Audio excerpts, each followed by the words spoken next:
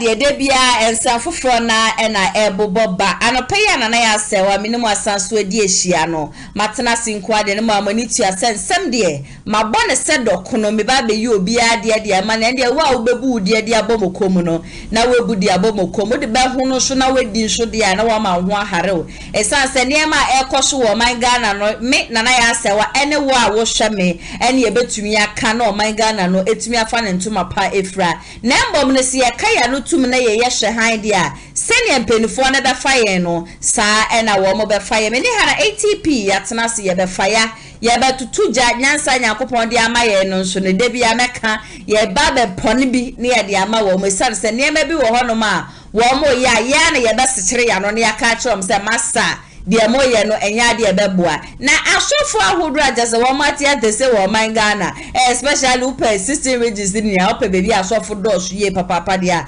min kanka baby asa Ashanti region ya Ashanti region e free media na just a greater Accra aba asofo ahodo na last year wo me de prophecies bebe na aba abonti every prophecy ebe mu ebi nso de eto from ya sabe ya me na mo ka say dia ba kwa aba abonti aba be church ni nsemu saso ena loy fair ya ne emi na ya se wa me soli free dwumadi esukura me hu se me nanti akofie o se so de me fa hemfa no makwa akopie mu e wo fie no amafo edwo manu atunsemi mu akese ensesaye kakra bi aba na ensesaye na aba no kra no amafo dweso embo wo mo se sanse wo mo si o debi enya de a eba bebu no so ye be digi deep me ne ha na ebe discuss ne e ma bebre ni ahwe kwan a ye so ye be fa so se ne ye be gi change na aba na tum anase ye be kwa akopeska ni bi na de ye furu ka ye de bi asoso etia ensem ne de edoso ye papa me singidi sese na matete ni kakra no kra de amam no mo agasa mahu bebi a ne enkomotwehwe no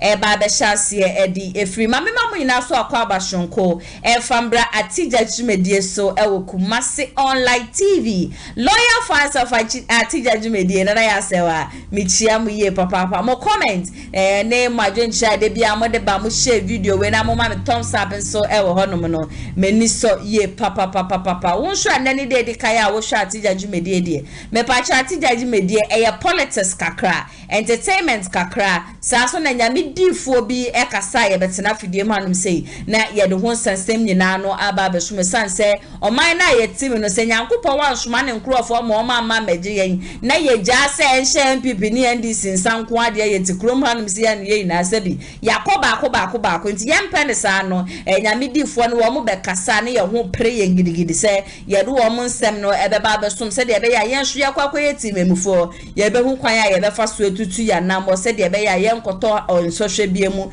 yen koto oha obiara nsum nti nensem ne so o waginchwe bi fa ho comment section ase na odi afa honom ede amame na wama me thumbs up nso e wo honom no wa share video we so ama wonu ebi na onu so ehu de ekoso e wo maimu obro no a wote so no eniyema bi ekoso wo honom a enhwe yie send ye DC you MC wo member of parliament wa assemblyman kra no chesempuntundwuma wo mu preposition na wo mu hyemo boni ye ba ye be ye say ona ka wakoma tu ye me ba kra ye be sesane ma ne ade nyina na sumode mokokramoти to abama wo mu wie ye no wo mu de 6 adane mo 9 na ya se wa me bi atum sebra na nyansa no ye mpone kakra bi emfama wo mu ye se di otwasa no onim se ne chiache nti ye ye be chere se masa ye steady wo krom hanum sei na esana wutwa no wechi ache ne metumi ama wangasa akonya ndetena hanum sei na fire no me se atija de ye nsuro bi esa se bibi biara ye beka bia no eye de ya evidence wo no mo ba so ye se wo do sedu no wo nan du ene eba u make sure say the evidence the chere say bia wo kwan ne ye nyeye kasa hodo amakasa ne so obiara mfi mo so ende amampanifo wo mo share mo boni ade a wo mo di mu nyina no sim no mesere mo akwanya no e wo honum se mo betumi e do ma ba na eja ya fire wo mo frame e wo 0557036109 0557036109 o friend numbers ni mu bia nana ya se wa mejibre na mene wo atwetwe enkomo saso na auto product we be a company send ye be a sneaker shop sell we makeup artist sell we event planner there we bia no ubetimi atonsa e de afre Kumasi online TV nende ya ba aba be child program ne dia ma kama saso and abeso obeso program yi so ase no so akwanya no wo honom ye bebo hu de ro e dia ma 0550623377 and as 0557036109 ubetimi afreye na last year before November 4th abatuo NPP presidential prime minister abatuo no eba be koso no nyamedi fo na hudro na ne kasa ye bi kira alankojo chairman na ebe wi ni ebi nso se honorable Kennedy Japan na befa wo mekopie mo sunsun wiase no mo kopie mo e wo honom no honorable Kennedy Japan ye de na tene kunnya ne so nti ende MPP amanyoko no mo pe wo mo mpe honorable Kennedy a na ekọ sa so na nkonsha hodo na ede bade ma John Dramani Mahama even though John Dramani Mahama nka MPP ho kra no na mafo hye nkoma hodo na hye fa woni ni pabaya MPP amanyoko no mo bekọ akoyi no 2024 abato ne de yeden John Dramani Mahama ene befa dudu na so nkonsenso eko edema Dr. Mahamudu Bawumia and wo mo cheso Bawumia de 2024 NPP presidential candidate. He is the rightful choice and ye ye ni to say ye hu nipa bebre na especially won to be TV na ama sofo ahodo ne se wo mu di akoniaba wo honom se wo mu him wo mo pakọ ba ne nyina no na ejina seja wo mo be hyenkom na John Dramani Mahama wo tumi eja na NDC fo yi ne dadanti no Mahama ne Bawumia de aba be feso na nyame di fo ba ko wo be ka asasemi bi eye prophet Kusi appear na during that time the prophet Kusi appear ne prophecy or de ba ya na o chwe se ohun say honorable Kennedy Japan and ewini 2023 NPP presidential candidate abano na hwe ko wie kire ya afi ye kobobo na Bawumia di na wo makọ akobo sabe ya mene mo ka say de odi mu nchechemu aba sene wosifa ka no ene amanfo antena se ya no wo mo chena basa ene sere mehwe se obeka me hono yakọ na yakọ akotie ni nchechemu ode ba ye no abasisia. A lot of people have used it against you. Didn't know more clarified. Kennedy Japan prophecy now new hineba on to me. What was the amount of can watch and I didn't see it. Kwame Omupa Omunko Yemu Omumpa Benfo Kwame super delegates na Eya Sebi Align Ken BBT Align. But the what form na the na general umbekwa akoto delegates ni na beto and no Kwame spiritually so here na align ewo from eten opa eya minim so benwu ntumi mo ne ayi mo eya analysis ni ade enti blebi na me no ye interview and am beka say mama mo de no ewo eye say mama ebenya 92% bet obi pese otitere bibi mana ebema se bi mama aba no beko 96.something% mo bua na say ye madufo nyina kura and am beka say obi so pese otitere 17% ema align Kwame ejina tu bebre nipa ni so be nyame de na emani jina ena se won pese nyame de ni be jina so nipa be ma de nyame ka no so emmam okay enti in you know obi onim bi anim se Kwame na mabeka se Bawumia benya 64% ewo sebi sa abanu nti sa percentage na aka no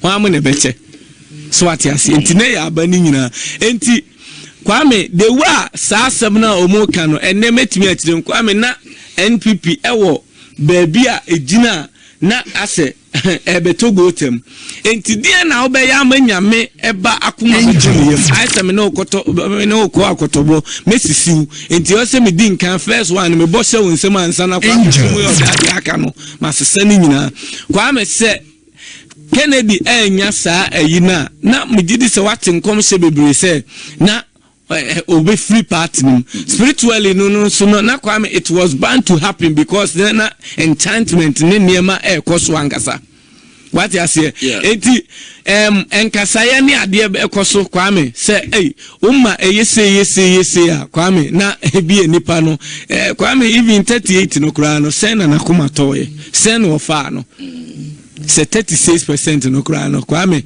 sen wo fa no na nke be kwa 16% no ka we den whether genuinely or den nipa be ka say ya rege no what I say ntina wo say ano brejo ma abato ti enema bebre won man kasa ye course was spiritually but ni rare yipa na Kwame Mbeka ye no say na nka ala benya 17% no na 16%. Okay, enu na ye yes yeah nti omono in physical world no yipa na entiase ehunu ena na omu blame you no. Oh, Kwame omu blame you. I offer say so. What is a man for? They call you a whole lot of names. Kwame, I'm one person. I'm not perturbed about what they say about me because everybody who knows me knows. Okay. Kwame, you're bragging. I have been working with you. Some me know I'm not banty be edubika or friend person or betretin or betino. Me jinsu ekrana. Some me now who pay. Yes, and I'm jinsu ekrana say if we necro aquano crehuna on kaiso de ne kebi. Name if you want mo come catwa so say or no best rasa aye wadoyim. Oh yeah, papa. Say so of friend on tennis ka on say na do. Enti die ntina Kwame e friend me kelivi papa. Me nkasa keke enti bia Kwame that time hesa difu akakraka nyina ehye nkom se align ne benya Kwame me betena o program han mu na me ka se ma ne nye align de na emom una omugu nu na bedane adwonwo because sabre na makoto wo Ghana nyina minim de America minim de asase ne ka se asase no se mia wani han na mbeka se eye siremfuo mienu na beko battle no yeah. Enti se honam famu a Kwame Goliath ni David kokko a wo beka se hwan na sebi obedi nkunim wo hedi Goliath yes na ala yagina politics mu for from since 92 na Bawumia from nowhere enene beko contest Kwame whether aban back na o mark no ala ye threat kese chen sebi Bawumia meboa be sabre se Kwame meka se me sase America Kwame na nkrofo hungry onim de oka say be Kwame ko wie sen me betna hanum ka say sports minister former sports minister as a kesiama program na mbeka so obelusu say ne honum na ni aid fo ni beble di matamu be na me no nam kro mutimi sende bi e ba say tie platform mu di watam say oye say ekowie na wie say be sabre no na Kwame ntina meka say prophecy e ba sa Kwame also wa approach nipa no enti wo ka say ohini Ezekiel tena honum abra wa approach ana wan kan bibia Kwame wo ka se nkeda na wongu enti sabre no se bia ne camp no onabo azekasi ama camp no kura hu mi se prof e bia say na wo ka say na wo kan ka me ka ten se e bia munye se vi se spiritually no Kwame na hono makonwa no na ye MC no na eduru no so I decided say metu me ho na mama de aba na be wie ne siwia na obehu say indeed me a rare man of God because say yenim say MPs and select MCs enti sabre no spiritually no na eduru bless 20 years no na Ezekiel ma no de sebi your friend say MC no etena na aso what you say enti sabre na me beka asasem na bi Kwame sabre o mandi matem na bi kura o mu yese e de ne yenye anase yenye ne sen Kwame sabre na o mu di o mu niema o mu so de unya challenge me saade Kwame metre wade kakra bia mo hu se ampa nyame atemutumi enya anu Kwame me start ka say na nyame ntimi mu a o ga ze da kometo hanum nka me mo wa emojama bet me de me na susu na me nim nyame a wa frɛ me nti obi ka say na Kennedy na say ampa enso mbeka say Bawumia benya 64% Kwame onya 62% difo ben minimum difo bia ogina pani kese anim Kwame no oba o habi ebeka say align ne benya you are aware etle ye du pani kese anim no odane na no say we hu say kejetia odru sofolai asuma mekan met me hanu bramzi cry away asuma mekan wasi odu anu hu say omu NPP flag na Kennedy na edi nkunim Kwame ne nyame na wo ave bla sebi otofom wie Bawumia ewi ni wie no Kwame ne ho na wakoyi ayi ewo akoye say montro mame align say we say and unim social media don't like na some penifoni bua when you are dealing with them no kwame they are very intelligent so sa peni no pushi sa video ne ma omu a computer ne sa niema hwehwemu se hwema me se we ye ne na ase chena ananra and I say then video don't lie after na beto hono mama kwa mo say e 2 years na say body me wa na say nipa no e chantro say wa betna ha nyina say align e benya me wani me no company kese bi wa o kan say nipa na ba wa be kan tenza align benya 52%. Enti mabu omu nyina na wo de ene na wo beka se ya kwame nyame timi mu and obi a wa follow me bia ni se ma beka nsem 100 na kwame nenti abamu na aka se ya tena wona nunu ho na eda ne bedru ye wo go obi wo hon ma wa ebe se kotoko ha se offside ase ya age ase ya nyina park atadi be ni ba ho so na ye pass wo center line. Okay. I want to drop our adunum and watching. Still, I was a John Mama need chance for 2024 election. Kwame media meno and this okay masama. Okay, baby. Okay. Say, utuno about the issue of running meat. Kwame, and I may be king. Kwame, okay masama na omu duatem. No mu duatem. Meno Kwame me angel. Menta mama na say you. Once my beka sama NDC penny be abegina kwame. Nya usho so na beka say ya me be national organizer. I say dunketi abetwe yimu ofusu ambofu mu. Usho so na beka say enipa bi ebe ewo presidential year sebi omu ebe yese after mama no omu beba to omu mpene se mama be ye wada ko. I told you here. Na say nipa no kura no wahia kokuom ni a day before you know say me kwa me mani ekura mi di obi a won pese obeka no kura woni mi sia na kwa me ube hu so wahia difo enti me ba beka say yeden ya papa ibe ba santimam enti wo so bra na be fa santima akoma kwa me wate ase na ebohura ahimfie ni bi.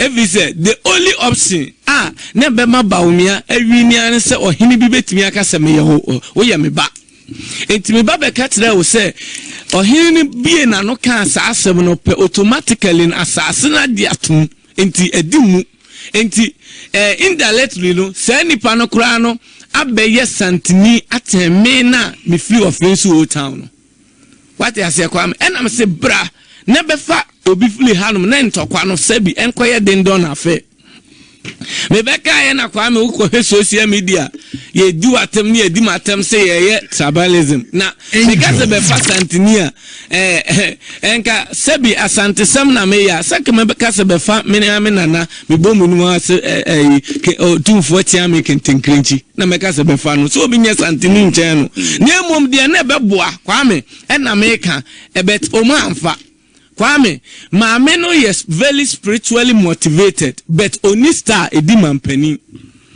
She is very strong in the realms. She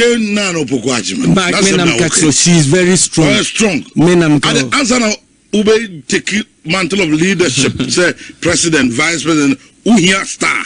At the end now, Oba Solia Kwame beat me here, Muma Swano catch us over to Kwano. Yeah. Obit me here, I was Ube Dimampeni, no way. Obi say yes uhun eno na ma ohun kwa ma obi o no ma na ne de no bo no ma so esren obi so de no ho no ma obi hu se sebi ayete se boja no na se obi dum no enti ebra ye tu safo no kwa me nipa amfa no asemu na ye de koma ma me no kwa me mfa ye di matam na me yes I will never and ever talk about NDC again. Because unime na kwa me obeka se me hungry prophet ame kwa me unime me obi a come de me obi ha bia o delegates ni bia women's organizers no ebi ya masofo a metime ati omuka na aka se come u didi matem bed unime nso what you say na me mesre waduane enti omuka asansa na so okay matwe ho se kwa me edane beduru ho me boa wo na aso ma me moa wo enti me de mentra me baby don't joke with a Muslim the fight that they were going, physically not a strategic NPP for no. Because they knew say it will be very hardly to break the hot 8.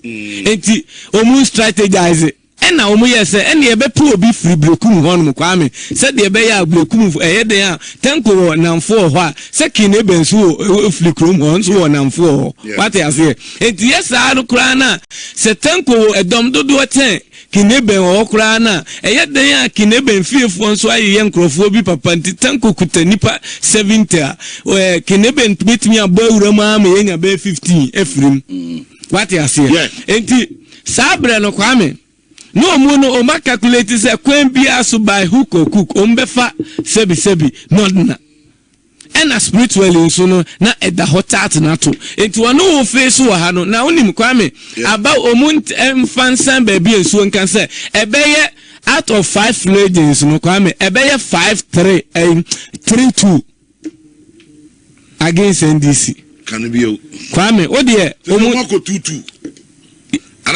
no regions near 5 say Savannah northern region upper east upper west and northern and northeast Novua kwame ombe su omu ho MPP for ombe take over oh kwame baby a me can region bia MPP for nkoye adwuma ho enom kese bet kokuo meka tro mu ze kwame omu tekasa o okasa omu tie oh na ka so first na no monyi book law no monyi sunsun ni mani but say kwame omuji sunsun nsem di me say kwame ebeye 3 against 2 3 for MPP 2 for NDC.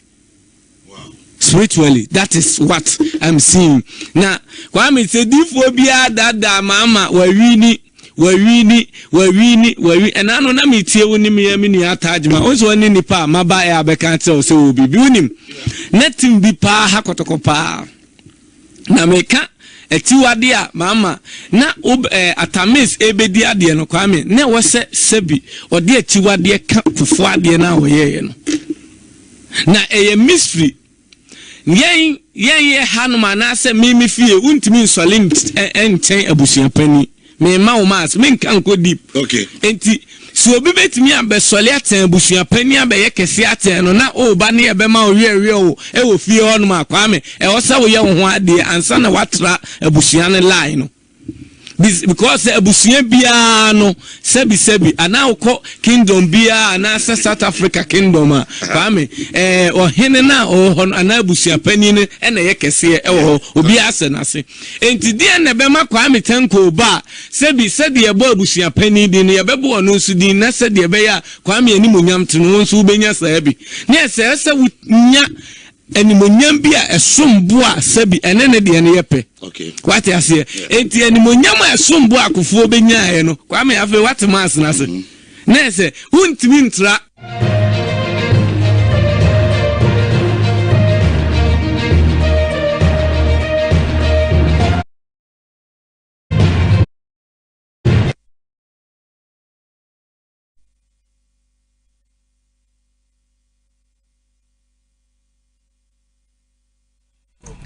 Prophet kusi boafo ena kusi apia kafra ena yakwa akotie no abana na che so no de ne prophecy bi o de baba abontin bia no pese o maga na fo nyina te ase se eyade ededa na akwan so na before ebra na aran kojo chemate kra eka race ne ho no odi kind sa prophecy ne bai se alan beba ansa na ho no abo aba ne de ekeka ho na wa Mahama crown come sheda ti ono na nyese bia san come shede okoshe na yade etufum yo no obi kura hia na sa nipa no na wodi obi ka odi nsuo kra na ye nsankyere ne awonwade sonko ede ma nipa na how much more my Ghana election ne prophecy bi ode bebe biaro eda na kwan so ATP so ababe come so e wa hanim se amene no e ba be twetwe nkomo ATP nana ya sewa bi abakodi yankopon adomo na so e yankopon adome ho ye weekend do say dia na ho de ne dem sonko hati ase oh pro gidi Na nyumre ya kwai. Enyumre ye beko Viana City. Ye beko Viana. Okay nti. Mi wi am ko fie koda kakra. Na ma fro na ese. Ne ye befa Kumasi nyina aboyebo. Ya ya dia. Sala no, omadi yomumu na do omadi. Wo mo omadi na du aka ye ha, ye Christopher no. Ye ndie ye pe Saturday nyumre na eja. Sunday yakosere body fache. ATV Prophet kusi appear. Osio wano ne nkom hye bi ode babo ntin bia na ya na de na akwanz nti ma ye nti de amanfo ke kasa wato wa hye nkom na afa baby. O da na ya sewa nyamidi phobia wa asase su bia nyakopon de na ba asase so mbe na adwuma nko ade o hye nkom na za mema wontimi kasa wo your trofo na se bia bibi se ko na ya sewa se atia sesi a na papa ya jini dia kasa prophet kwate na ba won chen se menya yiche bi se afa ho na yese na sina na wanya yiche na bebem enya de ebebem ama sanso na nyina nim se papa kra wa hye Alan Crabo bi se na se wa mana kwankyere bi se wonye so wanya sa abɔhye no ana se ade no nya de ebebem de ama no enti na ye konsha ye papa ya apia ikoye ye na ato afa ho enya ne bone kwans na ya se wa ebi asipen enya afi ye ba besin na ebeka se bia eye news na se bibisa cause dan dan nyine bi kura sore kura ye kokobɔ mpa ye kura se e ka hye nyankopɔ bunzo o se e masabra ma hu se ni na ya obekom na enya no kura so na se niema de ebi asi bebre ebi obi wo ho ane ma me ewu kura na sofu bi ahye ne nkom se ma shoda o ma me ye befu na ma me le so na ma me ewu da wu da be 10 years 20 years no so na ja oba be kasa asem ya chenna na prophecy de ebitimi be me bi so ebitimi nya de bi ameti ya say mi obi am so da ye pan e ka pan ti say me ba be ka twesa na ya maso no da ye say ni si afa ni serious because ebitima ya de abema ebi so metima ba be ka chron so na ebi ye nipa foforo bi what you say enti no sa na ewi aso ne de etie enti professor e kan say prophet appear prophet or the yeah last year be kan kere do hine Japan na kere ni na ya say o me da me sure say we need ye na NPP what you say NPP because that prophecies ne do so cause you homa for be na bible na even kana ye twam kura ye kura she prophecies ye bible ti so no na agenkwa so obeje o my Ghana enti me woni say Kennedy de na ban na na kuro shuro but omo chinchin ni nsa and I hear them, which is free in some ya, but they tear beyond so much once by force. Immediate independence in the Pekran, you better trying to tumba. All I will independence in the Amaya. Okay, because so far who draw. One more day in Comshe Edia Ba Efa Honorable Kennedy a Japan. Ye name say what say, and I will buna so eguso. Anase surobi eno suro because ada no beka ya professor bo o ka bibi se ehu na atechire ne se oba independent enya de a obetumi ewini no obeso o kire ne se obewini na so oba na wewini a wo no ode ne bible eto ho enya de a wo besom na for a pastor to say that na chese bibi wom na ya se wa bibi de bi wom pa na ya se wa sha sim free prophet kwatin so ade che since to oba ewie ye na Kennedy in Japan ne ho sem beba obeti se sofo ya ba na Kennedy even crown when reverend also be pakra ba bonten aba be ka the same thing example when say I yakopon na eda na di kira sofo no but Kennedy na me say obumia gunasum na say me be social media na one of the station back ko kase yakopon na say Kennedy na obeba na ba dem kase asotwe beba na so na die ma say fake no masa ye for prophecy be fa ni ya rana ya say wa ye fa nyame yakopon di for na ya say wa omo ye obi omani abie e na omo na nim de ekoso o wiase ne huhu wiase mi amesi kase bi me nim what ya say but oro de wo hu de wo yakopon na abie nani ena nya yakopon kwa na abie nani kwa na nya ono kwa na first time wa ba bonti wa be kanipa be na ba be kam eti Kennedy na me sure say still na aswodin na ede wo ye cause na enye ba ko nya miensa ama asofofo aba bonti a omo fre Kennedy na me see the two job ne de tie bi e beto e Kennedy o hine Japan oh like serious na ya say wa was enwere de nya sisi ya chene tenase na enwere yi fu na so 1 ma na so nye de eto no because na de akika kora na ode 4th November ye di kan be share obi ene tofo ahon ba nyina ye woji de se wo wi ni ye ba chinchim se bi na chinchim ye efitu ono ade be sha ade be se bia na sofia ba bonten ena Kennedy ohine Japan bibia Kennedy because who enim se ajenkwa na yiwa ma o se bra na be bo my god no my god na fa na to ma pefe ba ya na papa Kennedy die ni krenya me anim na so de o ti se na takla na edi na sum na efin bi ehemu bia ko na no de ene hu na wo kan no na no kure hu ahye ne manadwe nyina ne se so say na daje o say ni sika no de baby bi se na se Ghana for your money showdown no na kan na se money showdown a ne je pade na se ne niema se wo brenya ne nyina so be de esa so be hire no me kai se baby godon godon be kan se bi se ebra Mahama ebaaye no Honorable Kennedy Japan ni media house here we ye chire ahyefe wo muti wo mani gusu ye papa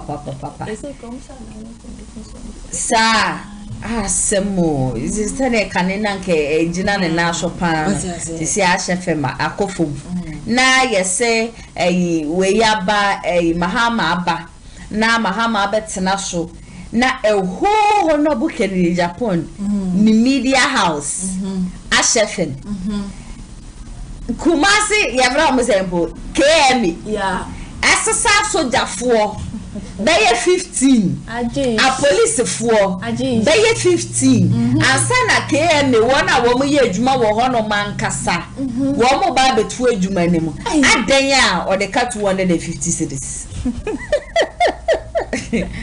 adanya ɔde ka 250 about 10 cedis 20 and a 5 cedis 50 into 250 Ghana cedi 100 cedis 2 and a 20 million 10 baako and a 50 cedi baako one more betu and you say 25 million any year bisa say 250 cedis inti and a soldier for be 50 mugu kechi a police for be bottom so mugu kechi na bunyina no mo ba betu ejuma ba akopemu that was ending ejuma so plan said anye ya ekenyi o ma we dey say asha family say ye chire ya and one thing na munyina amaba no but na eno no ye NDC time it be when say efe bi so no ehu bi yeah na abono ehu ne die na because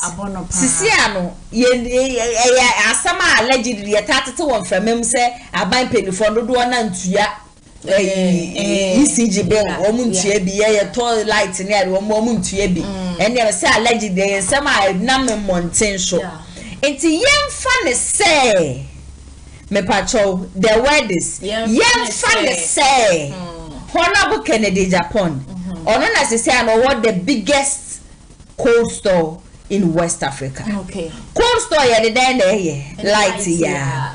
Enti yemfa ne say Honorable aba independent. Na ebia ne ho ontua light. Tax ne ade nyina no. Ontua bi. Okay. Na be kwa akori ekire no. Wasa abere.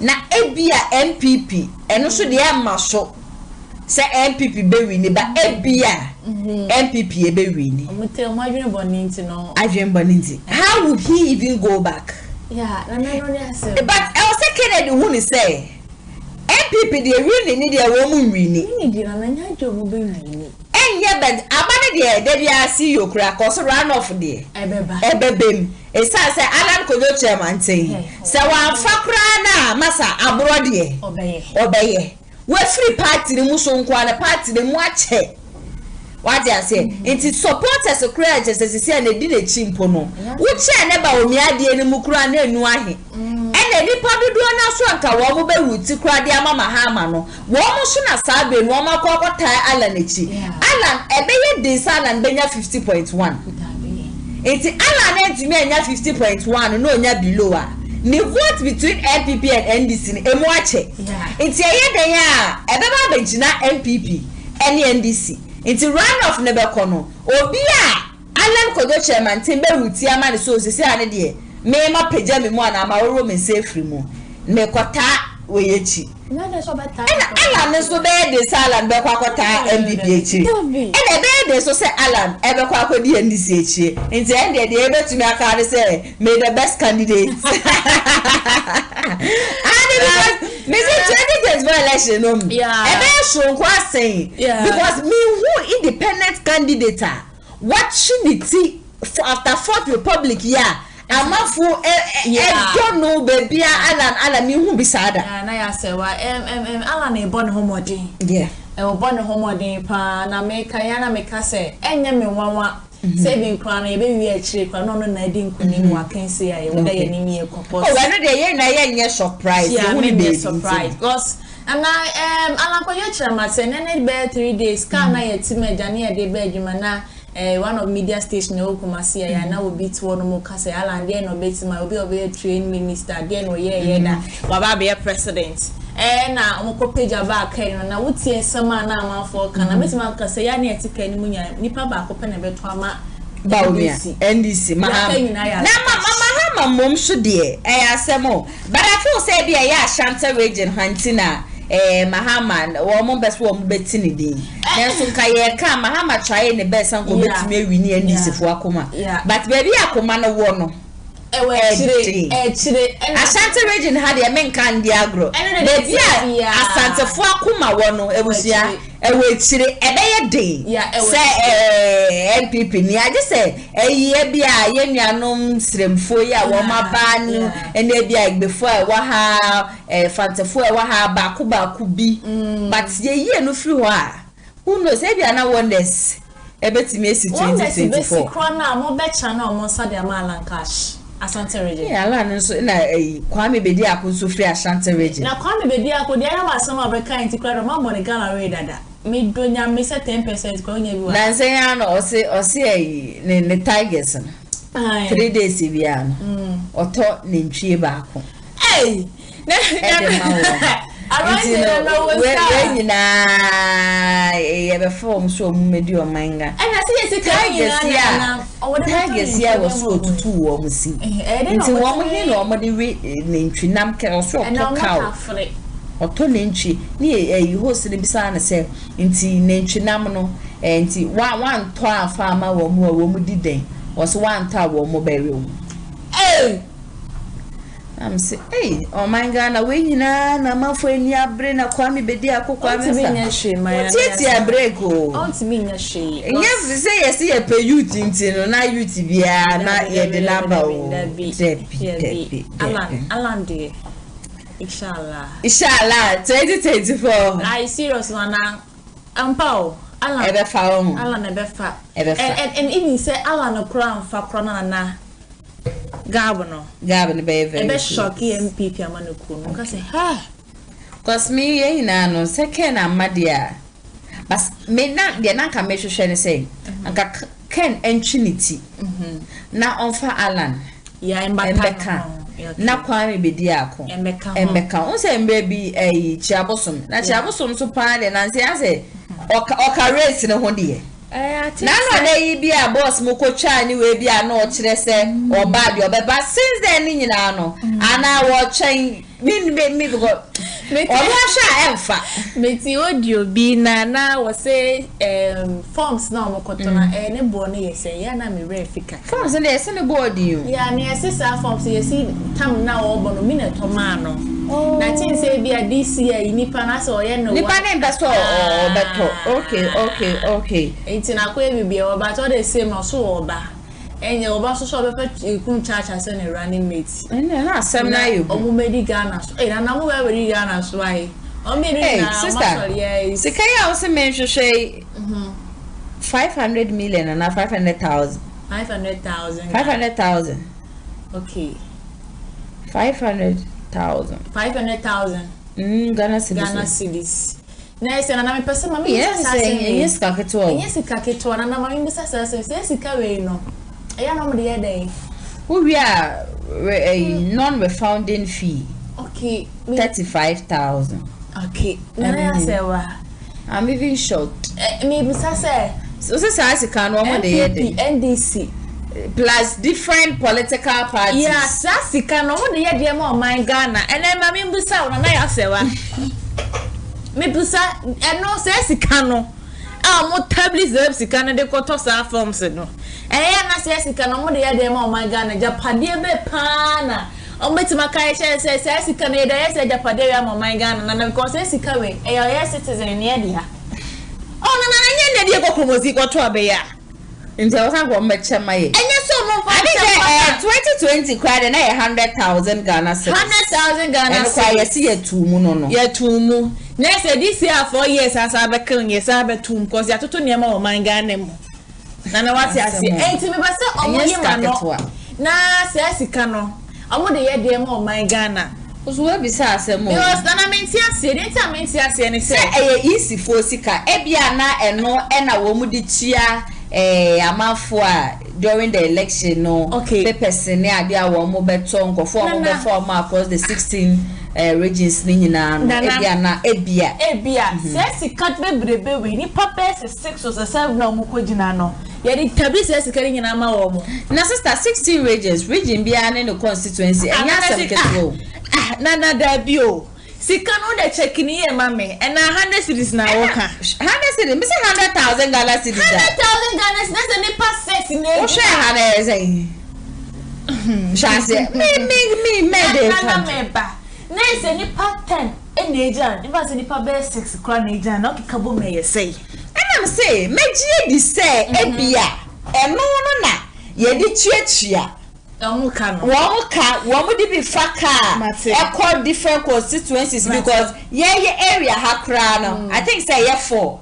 amas any uko wuntumi ho a junction ya so ena ba ko wo amankweti e osede enem se ba ko wo asafo hakra nem se 2 or 3 okay na what you say nti meje dey say womu no ina ye tuatua womu nti e no na me pese one day ho ye sheda mfre omnipa ba ko yes adwuma ni na kanya nzi ebusan say e month wo just say e do so a yetua o kasa ne say maybe tie no be say 500 or say 400 500 Ghana cedis okay each person and say no say 400 or say 300 400 500 that range na say Canada na say ska usika o da bi enye na ye usika we ni abru hu ye nti amani abre ho ne se na say sika we no ho na say komo je ye be de o de o ya komo de mu nchemu bi otimase na se na ya sa wo na wo president o kotwe se sika na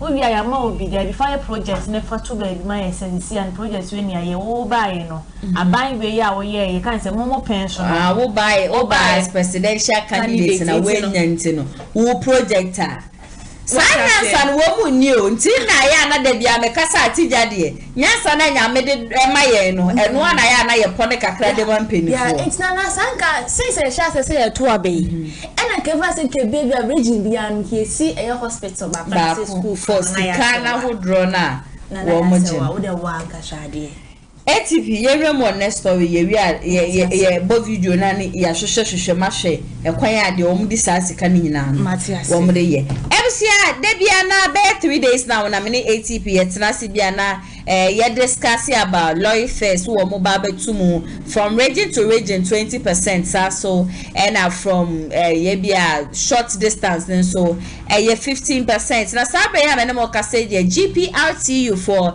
edin sembia ba bonti a watch so fair ne de nyame adoma nne no enya ade a wo mu tum na mmom no e chi ansa na wo mu ne government no kwa akotena se na wo mu ne wo mu atwetwe nkomo nti nyame adoma Wednesday ene ye behu kwan a wo mu befa so a wo mende se 20% ne beba na 15% no ebeba na we ena samwo amwa just joy news ene no etwetwe nkomo ena wo mu bisa no che so ba ne fair increment ne de just say ade a anka eba beboa wo mu ye papa esa say one enya fu oni dizonkwa ena yetum spare parts na ade nyina no just wo mu kra ne ma no kra bedu o man wa just duty e da so no ya ade a ebu wo makoma ye papa etwa wo mu konkra no e de atofom ti ni nyina no ena wo mu boaboa no ene okwa renew wo car no kra no license ni ade ikeme fo agi wo mu dio so obi agi wo mu dio we ko bia so no na yesi ya tu nti ni nyina na ade a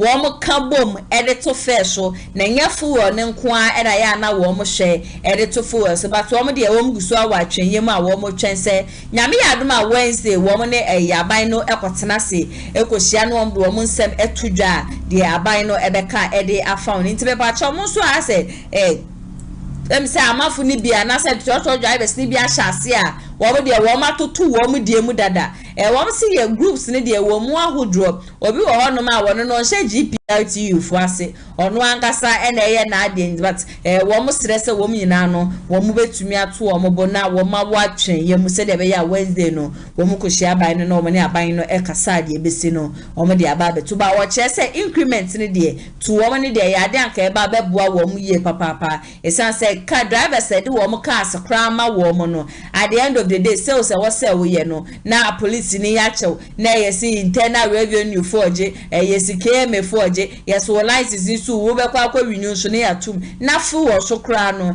sansu ebu kondia ye to fu ni ye to fair ni mu dia ya dia ebeboa wo mu ye papa ye nkoni nkoti masisia. What's happening is currently as I'm speaking, officially there has not been transport increment, but negotiation is ongoing. If you recall, last January, we came out with 20% increment, and then the transport ministry also came out that we didn't use the normal procedure that we used before we come out with an increment. So they called us for a meeting. Then there was an agreement that we should put our proposals on a paper and present it, of which we did change. And then that proposal was that we had wanted to increase it by 20%. The reason why we are increasing it was the cost of spare parts, the cost of lubricants, and the taxes. That is VDLA and insurance taxes that has gone high. But then the fuel price wasn't that much. It has not gotten to where it is now. This proposal has been on their table since January. It was, we tried approaching them or reaching out to them that things are still going high. And so last week we find out that the fuel price is also going high again. So we called on the ministry and we had a meeting last Wednesday. Actually, we didn't come to a conclusion and the meeting was adjourned to coming Wednesday again before a decision will be taken about this, our fair increment. So as I'm speaking now, officially, there has not been any fair increment. Negotiation is still ongoing. Hopefully by coming Wednesday, the Transport Ministry together with the leadership of GPRTA will meet again before a decision will be taken. Very, very quickly on that, in the Western region, some members of your outfit, executives, who had gone on to make some proclamation of about 30% were sanctioned. What's the status of that?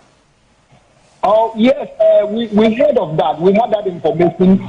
And when we had that information, actually, let me say that we are not blaming the drivers too much because we know this is an individual business.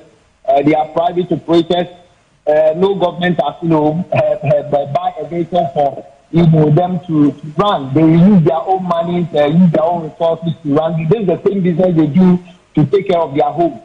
And because of the normal procedure that we use, because of laws and regulations that we use, that is why we are asking them to exercise patience. So just is the agreement. So what is that information? Just please all of them. And they asked to hold, so they went, then they walked up. We've had reports of some drivers who are refusing to wait on this meeting you say will happen between the GPRTU and government, and they've gone ahead to increase transport fares, which is causing some sort of ruckus in the tortuous. How do you respond to that? Do you have a grip on the situation? I mean, the Ghana GPRTU. Yes, how do you call such drivers to order? Yes, let me explain. You see, it's not all the vehicles that belongs to GPRTU. We have other unions, and at the same time, we also have some vehicles that don't belong to any of the unions that we call them the floating drivers. When it happens like that, sometimes we find it a bit difficult to handle the situation. But yet, we do call them and talk to them using your media outfit and be talking to them. As I'm speaking now, GPRT has come out with a communique that the drivers should hold on till Wednesday meeting. Then the outcome, we'll let them know before we use that percentage, whatever percentage that we agree to use. Then we come out with. So currently, we know the situation at hand now. Some of the drivers have now increased it and all that. We've heard all those information, but we are still talking to them, trying to calm the situation down so that we all agree on one thing. Then by Wednesday we proceed. So these floating drivers, is there no way to ask them to hold on till this meeting happens on Wednesday? Are you saying that there's no way you can call them to order, until the meeting, so that commuters can have a break from the fights going on between mates and commuters, because they think they have to increase the fares, and commuters are saying that GPRT says you should hold on and all that? Yes, because they don't belong to our home, they don't belong to the family. Sometimes we find it a bit difficult to control them. That is why most of the time we do refer to our road traffic regulation, the Act 2012. There is a portion that states clearly that before one can be allowed to operate as a commercial operator, such driver or such vehicle must belong to an existing transport union. It is in the law. And the law also says that failure to do that, the person has to be charged with court, and there is a fine or a penalty for that. And if that thing is not working. By supposing all these things are being implemented, the enforcement are working, like you see all the drivers who belong to unions, and to control them will not be difficult as we are seeing now. But still, because they are also there, we still use your media outfits and any platform that we get, we use that to address them, for them to come back, so that we all move to one direction. Now I'm looking at the Ghanaian Publisher newspaper. It talks about the Ghana transport operators shooting down any purported increase in transport fares as illegal and in contravention of the administrative instrument on the review of public transport fares in the country. I find it interesting because many of the drivers and the leaders that we've spoken to, do say that you need to do this on the back of the different dynamics. Fuel prices, Dankanamwa says it will hit 17 cedis soon. The cost of spare parts. Recently, I had to get some spare parts for my car. Trust me, the prices are outrageous. Get money to go and fix them. You can't repair the vehicle. Let me say this. You see, commuters, their life is in the hands of the drivers. So if the vehicles are not roadworthy and we are forcing ourselves, our tires are not good, and we are forcing ourselves to transport them and all that, should accidents happen, what is going to happen in the country? So we are pleading with the government that there is a need now to increase transport fares. Else, continuing the business will be very difficult for drivers now. Of course, and I see, my apologies, sure. I see that you're mentioning this because sometimes the drivers would also want to go so quickly and come back because everything is so high. Yeah. And in cutting some of those corners, that is what he's referencing, that sometimes you may have them overzealous and accidents happen. God forbid, we pray that doesn't happen. But I'm just curious about this before Sweetie comes in.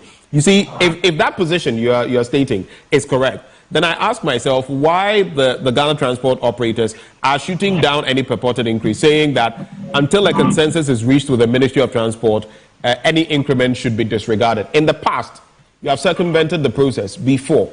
And this is signed by Mr. Godfred Abulbire, General Secretary, GPRTU, Mr. Emmanuel Ohene Yeboah, General Secretary, Ghana Road Transport Coordinating Council, and on behalf of the road transport operators. So what you're saying versus what your union leaders are saying, there's a little dichotomy, difference in there. Clarify for me, and Sweetie will come through with other questions. Yes, you see, like I said earlier on, you see, we the leadership, we are representing the drivers.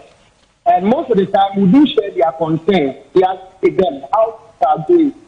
If quality that is like all increments they are then things that have keep the transport industry before we come out agreement. This is something we have been practicing for all this while. Also, we understand that there are 5 cities. And you know, let me put this way: government don't own a vehicle, all right? But then the regulation that we will before we come out increment. That is one statement. By that means that maybe we also say that just we also go and do, you know, that's what we are. But in all, so since we are doing this formality, let's continue with that so that there will be understanding. Else, you see someone say, I'm increasing up to this margin. Another person will also say, I'm increasing up to this margin. Then there will be a confusion. That is why we use one outfit before we come out with an incident. I like that you said that commuters' lives are in your hands or the hands of drivers. So is it possible that your leaders, union leaders, are trying to find or explore other ways of mitigating the burden on fuel increases on, you know, the cost of doing your business rather than, or in addition to increasing transport fares? Is it possible that you can explore other means of, you know, finding a way to run your business without increasing the prices by 20%? Is it not a bit much? My sister, you see, as I'm speaking to you now, if I recall, there was a time we were asking the government to reduce some taxes on the petroleum products. Because we ourselves, whenever we come out with an increment, we do affect our businesses. Because you find out that most of the short distances, instead of a commuter into our city to border, so they still walk because we find out that maybe the target is too high. And when it happens that our people make, you know, the business go down. So every time they come out, you know, we do affect us so much. So we wrote to the government, asking the government to do some action on the petroleum product so that it will not push us to increase our transport fares. Of which, you know, we did all this, but the government, you know, refused to reduce those taxes, and it still remains the same. So as it stands now, there is nothing that we can do done to increase the transport fares. And checking on how the situation is, checking on the cost of fuel, the cost of spare parts and other things. That is why we even came out with the 20%. And let me correct it. Even when we came out with that 20% increment, like 20% proposal to the transport ministry, but then the fuel price has not gone up to this margin. Now, as I'm speaking now, petrol is being sold for 13 cedis, 90 pesos, and diesel for 14 cedis, 74 pesos per liter. When we went in January, when we went for that proposal, when we sent that proposal, it wasn't like this. So even as I'm speaking now, if we are to increase, then to us, it shouldn't be even that 20. It should be more. About how much? About how much? You say it should be more. About how much? Yeah, we were proposing 30% because of the way the situation is. Because those in the Western region who were sanctioned, the fuel price has not gone up to this margin. Those in the Western region who were sanctioned.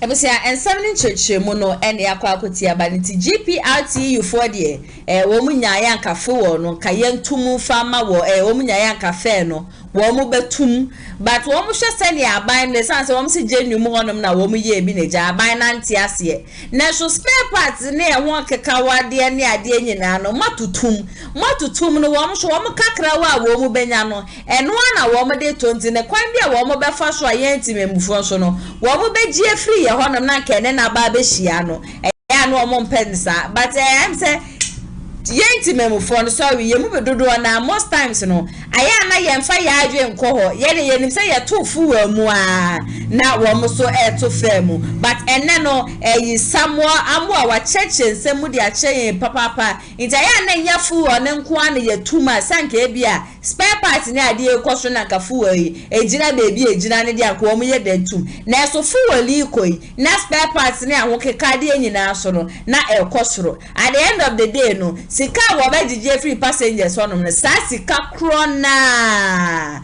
ena wo de be kwa face sane ma we na asa adwuma na wo ye no e kana ena obenti increment kakra bi eba na the end of the day no ebi abaye 50% one cedi we on better to so no wo mo de eno aye wo mo fanso de ATP na ya sewa enchechemu ya abei afi wo beji atum se wo mo ntofu wo mu anase wo mo nto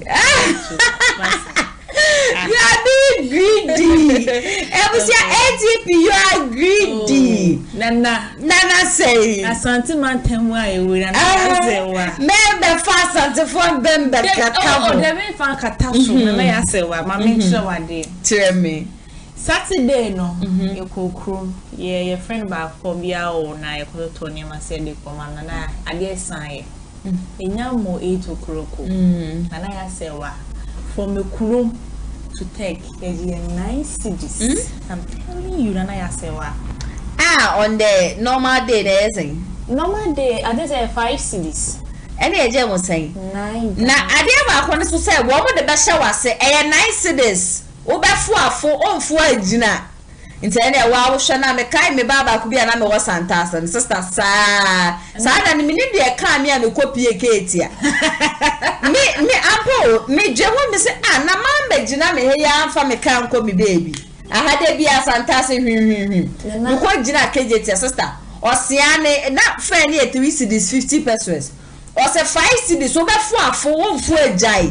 I feel my bit full, yeah, my men full, yeah, that's that. You do a prison one more the Genesis come, I'm going to the sister. What must see my men? No, it's not drivers for Nebianga Sanwana. Yan to Muno. A beer to 2 especially Anajo. It's a Messiah, so wouldn't miss a capa or who could fear this old walk. Mwako could do fear, and I make another. It's not another for the bit more. I'm mind more. But 50%, 15%, 20 almost Wednesday, you be home. I'm coming so no penny 30. Share 30. Hey, now most 30.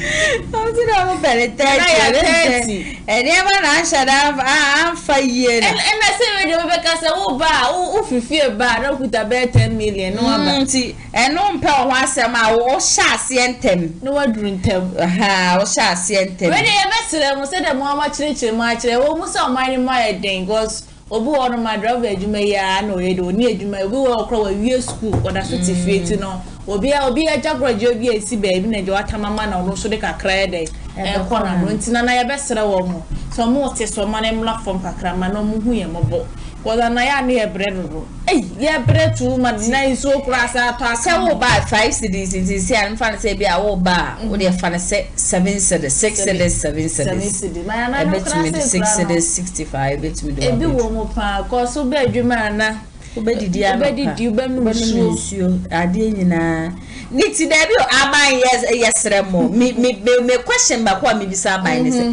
enti ya tutu mu ante ya na mu tutu salary mu maye se wo se mi hu se ba ko edwuma ye na mo tu ntosi mo to pad mo to pampers mo to light bill mo to water bill mo na se ya salary de baby e china na wa na jina mark time kenken o kaso mo na aban no so oh ni se da so jina se ya mesra mo tu no wahu na mo to se no sa no a driver fo e wo mo pa bia wo mo de be sha nan e wo se yeso ye de bi kwa abontin yeso ye tu bi nya bia ye de be sha nan na mo tu bi be tutu ni ye mbegina da bia ye jina na sa se ni se na da bi na mi ko school mi ko ye ya na ya se wa SS na ma academy akada obi a woni made pa o na fe me tu mani akada da bi na msa akada na ye mate na akada enti una ye mate what's it? Oh, senior high school headmistress for academics. No. And I said because students are just obi oni my dear pan oh, I know they made it. I'm sorry, I'll give you a new school name. Oh, Abraham Musem. It's here, me call Kroma, me if I can say what I was better than a driver. And I'm a cotton. I can have, hey, I call near, or say I don't know, say BSTS, or say, yeah. That's why I can have okay me. Rather me die, call prep them, that will bore me, Muno. So, mankind, I was absent, me condom so me protect. No catching me, this can only move. Me sorry, but tell me, but so bravo, no. Kasa wo de ni nyina echewa. Sister. Enko yie. It's 1/2. Na ya sewa. Enipa bebre na mpese wo mo be join ni school groups dinna no ejina niema bi say. Yeah, na ya sewa. Bisa abrantepa ma no anope bia ma ba ejuma boy bia me ne call JHS. Na ewo nkramante mu. Hwe Bismarck ne ho pokekekeke. Adanya ne ba free school a wo ba na car bo ne ba. Na yaji akola na to Koko clinic. Ni hu sike nyina asa sisi ya tru edura ma ne say driver na shode car ne ba akra no shom nti osremi obebisa say na eya no pause me so de be sese yi de na sister me ampa so na me need aso se o me ba na eja unity mu ba me ne makope me ampa say afi oxygen wo de me pa cho de se menya loyi fempo e de akofia afi me gira ho no wahu na me bu meni na mesu me se wa ye ha ne ho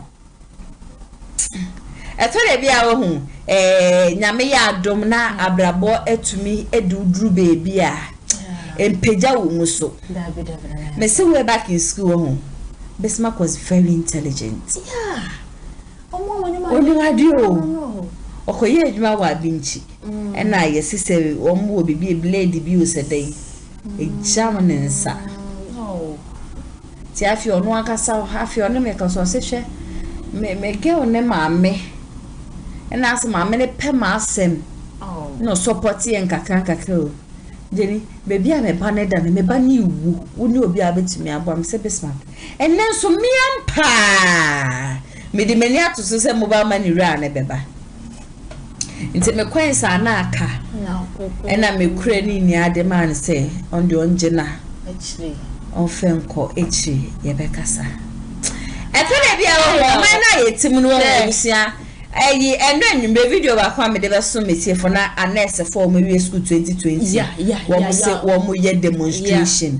One more Casa says, Siano. Ye, my men nominate a papanum could run upon a woman who ye niming pano mubu. And said, one more Quajabo. Yeah. Obikura to crowd was gay while enchanting away young posting. No, what time for you show? No, so. Amafa wo mo maame no papa wo kakra no protocol no ma tua mo aban ne posti wo mo nti aban se na 2020 ba je tumi posti bi ni eje bi wo ko kasisi aso a neck fo so debi na me ni tua obi ara na wo ko tue sika ya fa no midwife mini me bi o hospital wo sisi na ya se wa Malafu bi pa SS they be on a no your class. Oh, and I'm moving and I'm saying, hey, now when I ban I didn't talk about sound of an hour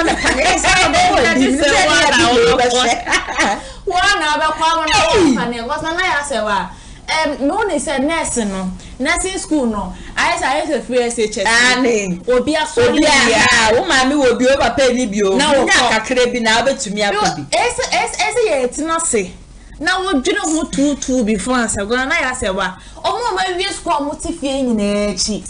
And China's badge, baby, can't be. Or no, so baby, 4 years, 5 years. No, so having a baby. When only who knew be our open nursing forms, Nibia. What would you do for Senate 2024 creative year? Name until 4 years in a woman to fear and also Kai who say, who was there with 3 years in a bar, who better now 4 years. I can't say 7 years, and this actually is a private hospital 3 million. Who can now just it's in a day because no crap. You was 1 year sister. Want to me, come to me. Even chrono, no more post you or what the chrono. Get to a crania de Mahama.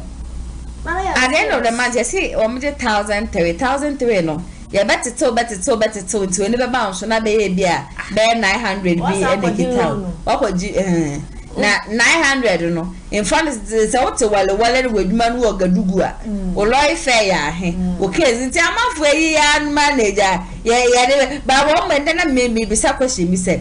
One question never trauma my tear for my chauffeur. I didn't know a mouth who could know one woman a young guest and a champ now. One more expect to say young guests need stay faithful, but you people are not faithful to your wives. Do you have any response for me? I just want to know. I'm not saying I'm not dating anybody's husband, but I just said a story will be Sunday men I'm see there be. Now then you are not faithful to your wife. But we share young girl, then I'm gonna champion. You expect us to stay faithful to you. And see I but I will respond after February and meeting because we have response. Me, but what you say just said me deal, be cool deal. When they be our baby support media, but pass a minute here, I didn't remember no my crowd, but you me near it. Me name is Jai. Oh, and my Drew. Memo Chantro, yeah, try and some as well. Yeah, baby, you. What would say a 5 year pa was a man fire? Gay, you wouldn't sell a Korean or some in rain. Oko Canada was a man, remember the son, yes, a boy, yeah. Ah, now what you Solomon, and then the yellow number, the cockle by what that was something, a year, and I will go soon to the boo paco. Cause why he will pana and check crowd will be shared before. And mamma told me some so and farm mamma, met woman some so at the amamon dear. Just say, I could see a why and send me a wabaka at the farmer me a Nana Jane Opoku Ajamai home.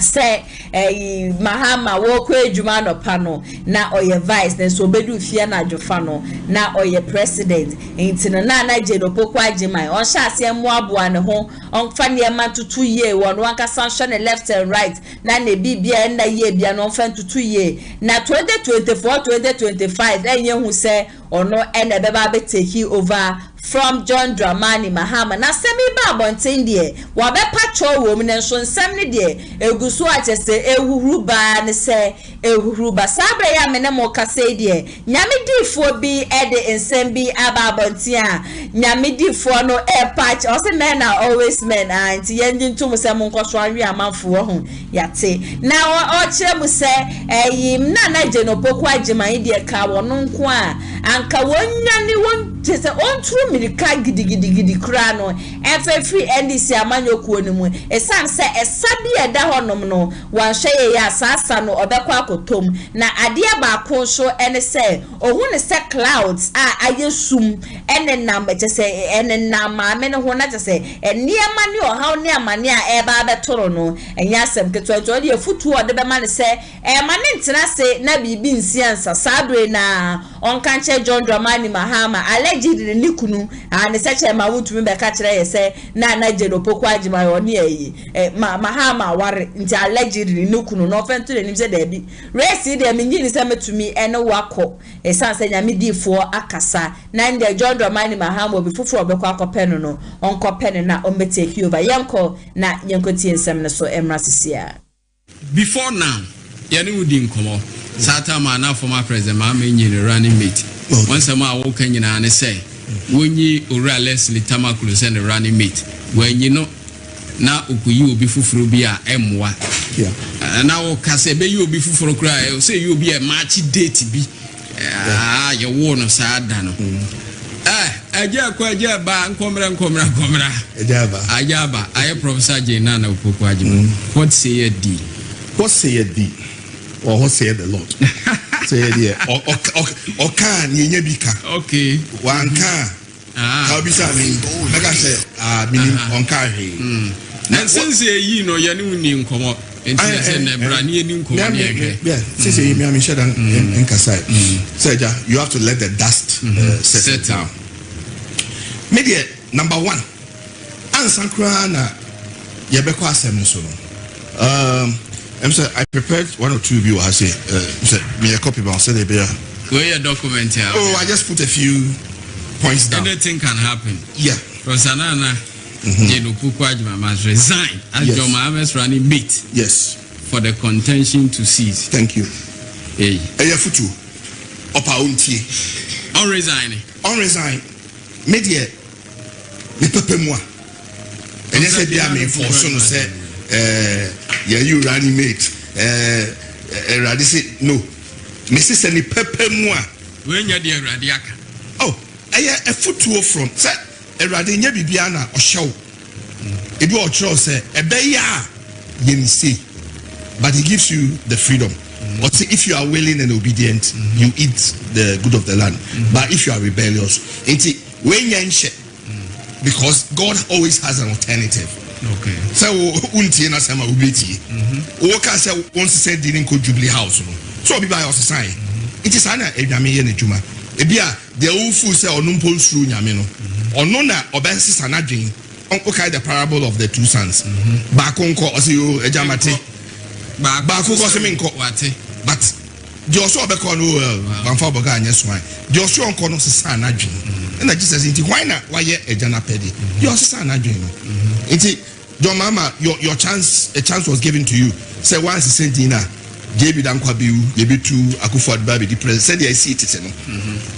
Ebemu it will share to party na big six party no. Some year 6. JB dankwa wuye ena utanko be chebilam ti wuye meboa. Ene tu kwa Nkrumah. Ena akufo be the president ena Ofuriata be minister. Akwa JD also ni onye politics bill. In 2016 they see JB dankwa yekuno to February 2016 March utanka ewu ye tu John Mahama also Nkrumah to Flagstaff House. Akufo be the president. Ofuriata ye minister. The next stage they said there Kwame Nkrumah na you two no free Flagstaff House no obewu na Akufo-Addo so hiding lose power nti ho na edru nti ye two for now so wuntia how na bo say Kwame Kwesi Ahoy didn't speak in a vacuum but okay you be ban de no so nti say Professor Jena no puku agema ne dwomam anya Leslie Tamakuru anya Leslie Tamakuru chances to say 2020 only said this time 2020 didn't see. Send a NPP no more asafai. Sir Johnny Jane. An NPP fire. Into a man your best suffer the same fate as in 20. That's what I'm telling you. That's about me Besavi. Wafa. Yes, sir. Wafa. Bawumia. Wafa. Because you are saying it categorically. Categorically say if the John and Jane ticket doesn't change and remains so till we go for elections, Bawumia fa. And yet if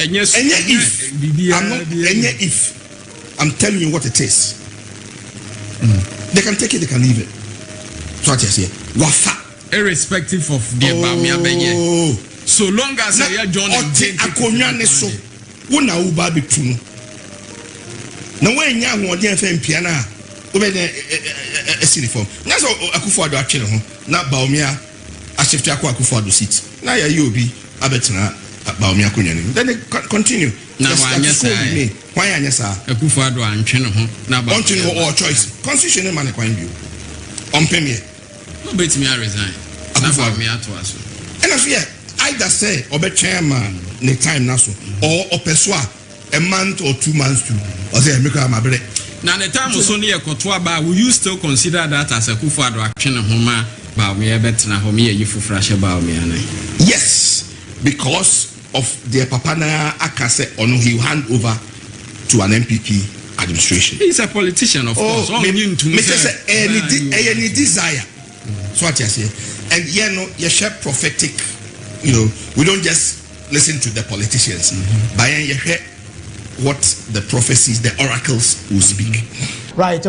Ebusia ensemino ene yakwa kwoti abadinti no se mami Jane Mensa to no ne de won resign ye nimanyim ya we nya obi a wo nyame difu angasa na akasa Apostle Kwame Eje papa we la COVID-19 time no nanado ka ye nyina de good dem se mo bia mpie mo bia nko bia dia asole bia mo bia nya asole on so ne nyame ne kasa okoye asole de adia na do ba ye betebrim na IGP mu as ba boys bo mu ko tebrim no kese on de ebe wo ma otumi ye conference no ya yi de ekoso e wo sunsun wiase Ghana ye politics ne ade no wa ba no den sem no aba betu yenti no ATP nana ya sewa nyame difo aka say die Apostle Kwame Agenti na wo se na je no poku ageman otumi resign so obaje atum kura resign ya because you share Atamels no a president and na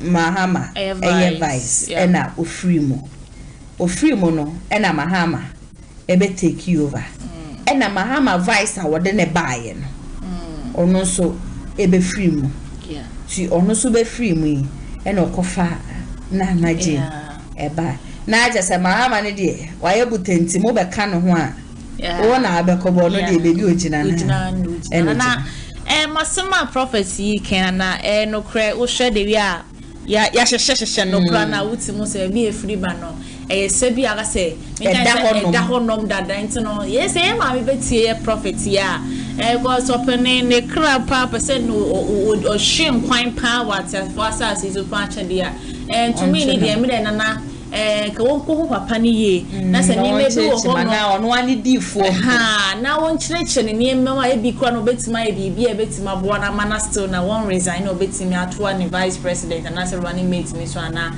betimi and this man ko na nkasa na ya sewa me ho ni se bibi wom bibi wom a etosini ewom e say na ya hwe NPP ba yi so akofo I think say the vice president na free mo ya shakofo adanado oni Bawumia metwa 8 years yinyinala somebody ya okono na obi ba share course na nado bewu obewu nado do ayede o tempting tias na bewu obewu nado dey say 8 o be man okokonsa o dey beto so na di na me boy mi nyasem na so nyame am sum ne na ya so am ya fast dey ba do mi nyasem de biaranda obewu ene otena se ye share people amani ko na sa wo na nya poison we poison ya on te sansem ne won but ye mi sa ata okwajemo enu anu no eni antene kabie ye papa me se economy ne ye so kwa de ni wo ho nsensem obepere na ye wati aso ye nim de ku ya enti no asema prophet ne ka no ndi samonu ku na ye so mu ko hu papa no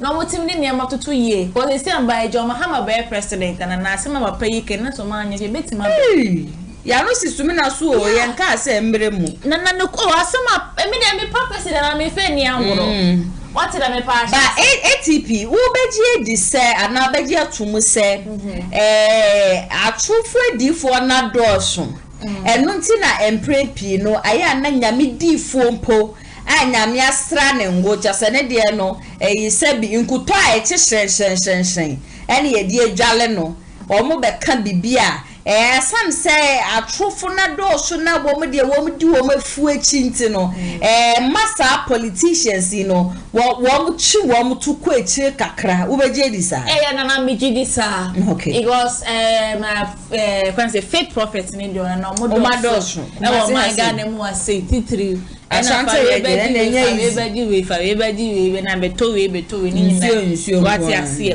banana me say o so meti asisi akora na ya se obe ka kire na se o ka se wo hye me kwa na se bia wo ka bibisi aya na mema mani ada ho me de mani beto form na se bia we se me ye bia se no kore se me kra na me pese etina ayi atas for as so che enye se me ba bedi hu achi na makwa hwere me nkwa de na me brenya so ye enti me dia so pam di a ye ma me ntie papai so o ye fake prophet se Nyankopon na ada na di a kire no na so be step it down so on pay the spiritual for the na so empire na se fasting kwa mo be kwa na but prophecy na ATP abano the prophecy was rather John Dramani Mahama ni liver problem things na o say your honom na Captain Smart in this secret we buy ebe ka say MP ka manu ko ni ko yi na pa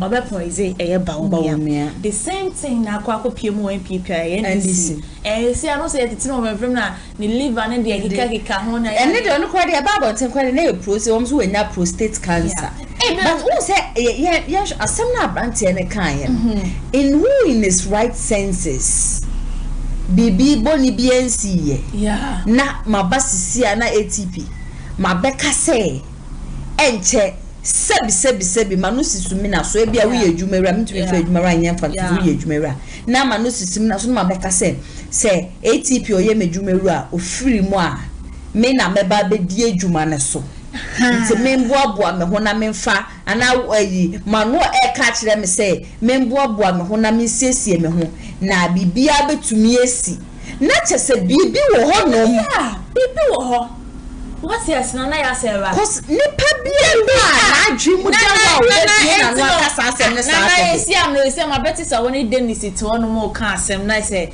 ebi obi ebe mama ne ya me ni ho bio but me ba wonu straight up me na say bibi so me ni denti am ba woni ma be bu sa asem no what yes no evidence wo me wo bibi a won me kire say bibi se na bibi wo ho kwa why na asem no kan ya bibi Ghana for ya fa ne tira sa bata si ahoa ya asem o kan asa wo chi hu ko echira nana me se Ghana ho just like that yeah enti na me ka se bibi a na yan to ye bo ase ne na yan fa ye nancy from ye hwehwemu ye nesi bibi wo ha ye ko na e be fa ne tra na kwa wie but what ya say enti ne be sra o mo ko sa se mra na ya se wa no ba ya to na so asa ensem a gugu what ya say be patrol but to patrol ne kra no ugye enye normal sa David enye normal sa enti no ze ono onim de woka onim de woku wono so ye pioneers of NDC wo ma cheye papa ena onim de watie ena woka sa boaboa ho na bibia betumi esi na Mahama maybe kura no okọ adwuma no pa no ye vice oba fie na o ye president nti betumi esi nti no David eye pepe na wo bu ma me no wo bu ni be but mama ne betina se akọ echira sure on dream we man fa na as because no human being in the right now na nana ya se wa boaboa hu ye na bibia betumi esi bibi be betima si be na ekosunti bibi betumi esi ati asenti se papa na wo ba bonta be pa cho de bayana omo fa ne international mo chire ni me sa para 90 civil betina ma ne ma bi afa wo ma se ma wo mo ntena wo mo to so emfa ne trasa bibia no ebetumi esi prophecy so ababonten my eja Bawumia age ne de Bawumia de ya see that say mosques asori dem na say program kese bi obetwa hwe otwahwe ye de ne bechi Ghana fe na be be kwa kowie che de be kwa kopie mu awano ne obefiri mu but ye ma Ghana fonte na John Dramani Mahama so de no so the same thing but ye say ne liver cry night say e ba be destroy me say prophet kwatin de bi ya come say so the prophecy ba na wa bi a won pe won kwano na obi a wo ka asem kire wa obefa ne tira sa keke but we di papa ye chiache ye papa minji ni say asem bi wo ho no mo ka obefa ne say bibi tira sa me to so e de amam ne de sami je fi ababonten na ensem asami je fi di ababonten na busia ensem ne de just say abrant ye de frankly speak oyebodo sami je fi ye bold sami je fi say na do dan ko ekufuado sebi manusi sumi na so sami je fi na aka na mi repeat o se oye wudi ni ankasa oye nipa boni ni akwati eti anadwe boni ye fa na dwe boni poison ena ahye ne tirimu ma na do dan ko ekufuado just wo your my Ghana president anya shekra no he is the commander in chief of the Ghana Armed Forces na enipa who draw during 2020 election 2016 election wo mu free mu ni ade nyina no anka na do dan ko ekufuado mpomra bonten na sojafo ne a police fo just wo mu kodi nyamra semi onche wo ma so besi nne na do dan ko Fuado yes sending his condolences to the family womo shire womo ebushia during the election krano na de dan ko Fuado yes ena the maybe echewi wo beka se ena o win election ni na Mahama krampo ma bonten embe dana embe congratulating still besi nne ena Mahama so kai ne se won so nkrofo agese na wo election na wo be win so wo so di free mu wu ye ne ade nyina no wo so wo bebushia krano nko honom enkoma wo mu condolences na so de oto honom pre congratulation message and nya de ebeba so nde na sami je fi say Mahama na mo ne dada na eyo no abibia sisa wo Mahama ho na mbom no kofie no akwakoye no homework here agese odi niam akwako gugugu akwan so 2024 election no oba be di nkunim edi mpuntunjuma edi abapie mu ewo man Ghana yenko na yengoti ebra na oni OKFM4 kwamiti kese ehwehwe enkomo emra sisia on the down no security council no on the down no sabra bia na Yura Mahama say commander in chief of the Ghana Armed Forces. Na soldier for bi koye bibi o baby. Na yo no. Na yo no. On na take you ultimate responsibility. And you na commander in chief papa nti na abreso yankoto aba nkum Ghana for nwotwe. In other words, BBC ya na bia he will take the ultimate blame. Say minia omampenyi sa enye ma bebresi omampenyi Mahama abreso a enye ono ne fa we BBD but Oba was say I take responsibility. One thing so kasa bebre. Dum so enye omampenyi Mahama na de bae. West African gas pipeline and won't touch him by an accident. And a gas was a baby power plants into Bima. And then Yamaha so and a doom so by. Why did the president take responsibility? Say West African gas pipeline. So I am teaching you something about ultimate responsibility, which Akufo-Addo himself accepts. And you cry more than the bereaved. You cannot be more calm than the cook. Because Akufo-Addo now make an answer. No man pay you Akufo-Addo. Me ankasa make an answer. Or no ankasa say. Adi ebe koso wona ba mu enye bia no yemfa so bo. Me ba na abato na course wo ho no. E your man abato na ye true. And the president cannot be everywhere. Omaya abato na ye true. Abato no security nyina ho na hye nsa. Enyo man penye Akufo-Addo. Na say abato aye ba beto no 2024 ye. Wonte so man penye Akufo-Addo akọhye bo say obeye bi obetumi bia say ebe ya somdwe. Yes. Na just abato wan bambo na nsam na hye. It is obi koye boni a ona am assassin. Na koye boni no what is so man penye Akufo-Addo akondem. What is say waka wasem. Omo ayekum omo nwotwe no. Emfie nwotwe mu ne yakui. What is so man penye Akufo-Addo. We jira simpie so one day mpo aka say mo ayekum ade hye no memo yakọ. What is say waka say nipa yekunkum omo no aban pa ho chew. What is say waka say nipa yekunkum omo no I condemn it. But what is say waka say nipa yekum omo ni minimu hwe. Ono national security hold on mama no see. Ono national security our chairman of the Security Council and they deployed those so-called security people. You see what I'm talking about? This thing I get emotional because I know personally firsthand those who were killed. Like Salas, boy na ye registration we want to say Kaiku no you can say a kind constituency no. I know them. Who were the people of yes sir? Who were the people? Sir NPP for as a lawyer, you know a crime has been committed. And I should do what? Now, crime is a committee. It's in the hands of the law. Say, justice is served. Anambwa. Yes. Eti sabre say obi entimi to anamoma sanko ya. Yemfa so bonum hwan. Eyo man penye Akufo-Addo ne de bebono. Because man penye Akufo-Addo na wutumi so ye crime ho bibi. Ghana crime can. But they share the police. Na we adwuma show obi nsa na nipa na anya wo tie despite na di adwuma we ahya wo nsa. Wanye ni yi a ye bebo osobwo despite so beje sobwo ni bi. Enu ti na wo ba na be ka bibi na nsem fata na egu station animu ase management may issue statement. E di api station ni nyina free ho. It is all this adwuma na show obi nsa no does not exonerate him or exculpate him from responsibility. Eno man penyi na nkasa se otiase.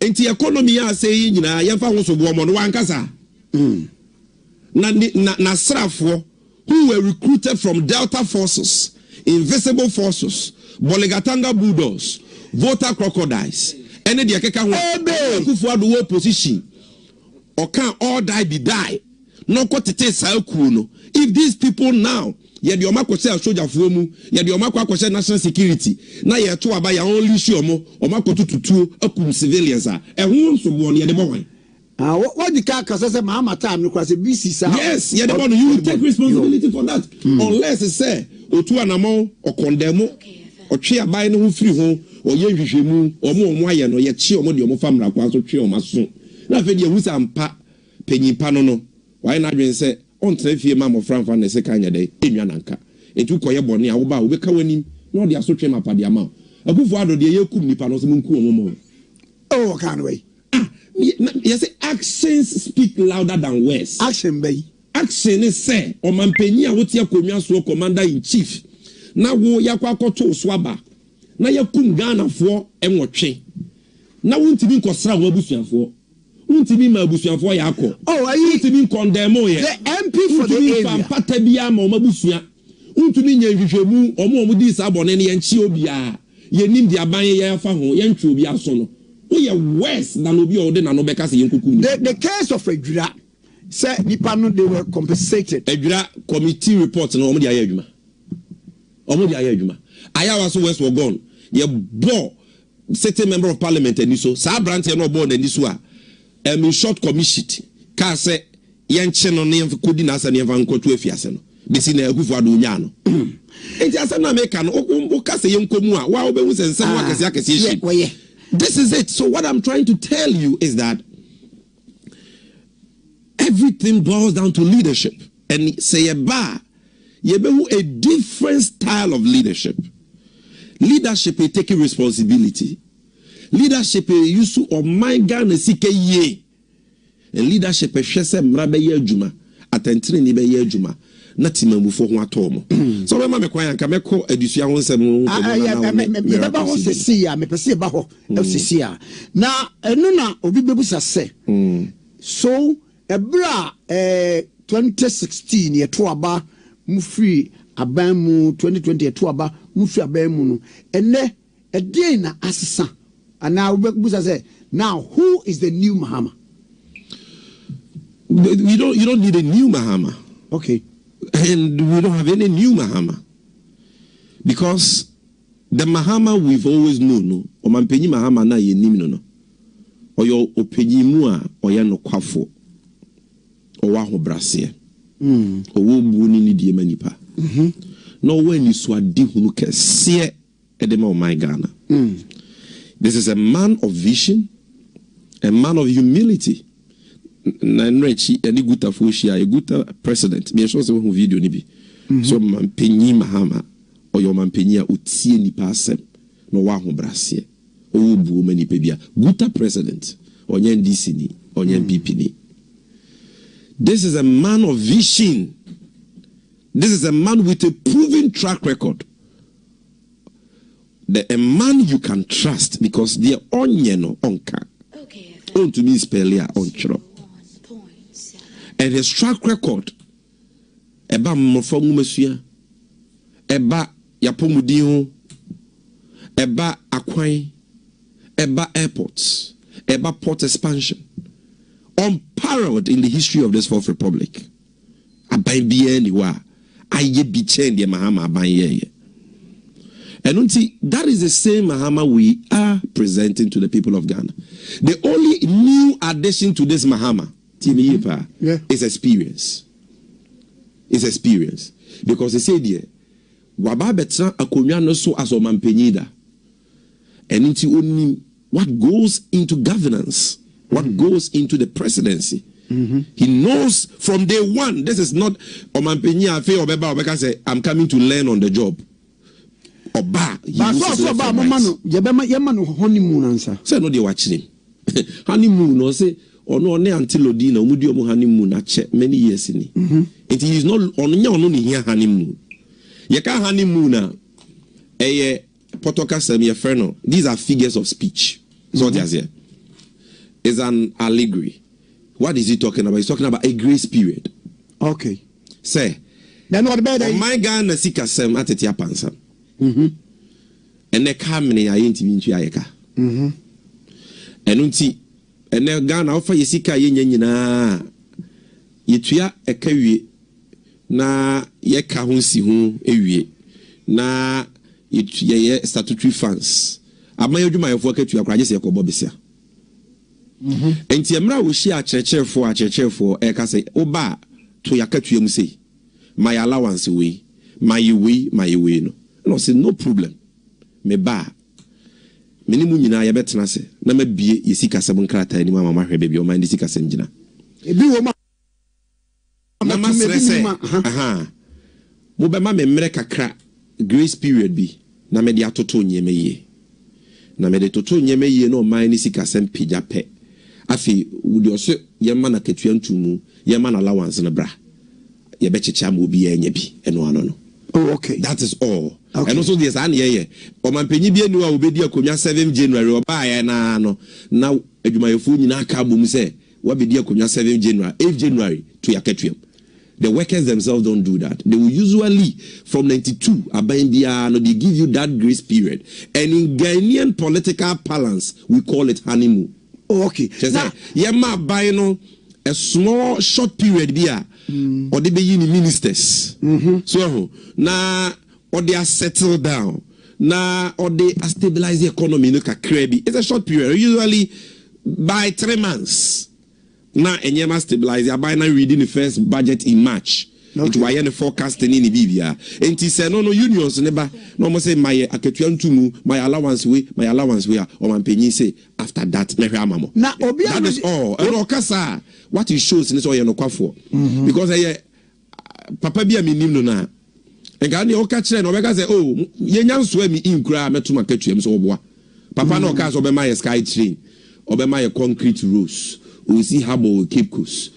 Taxation to production. Sa papa no say onim no me money. Na is it no or force.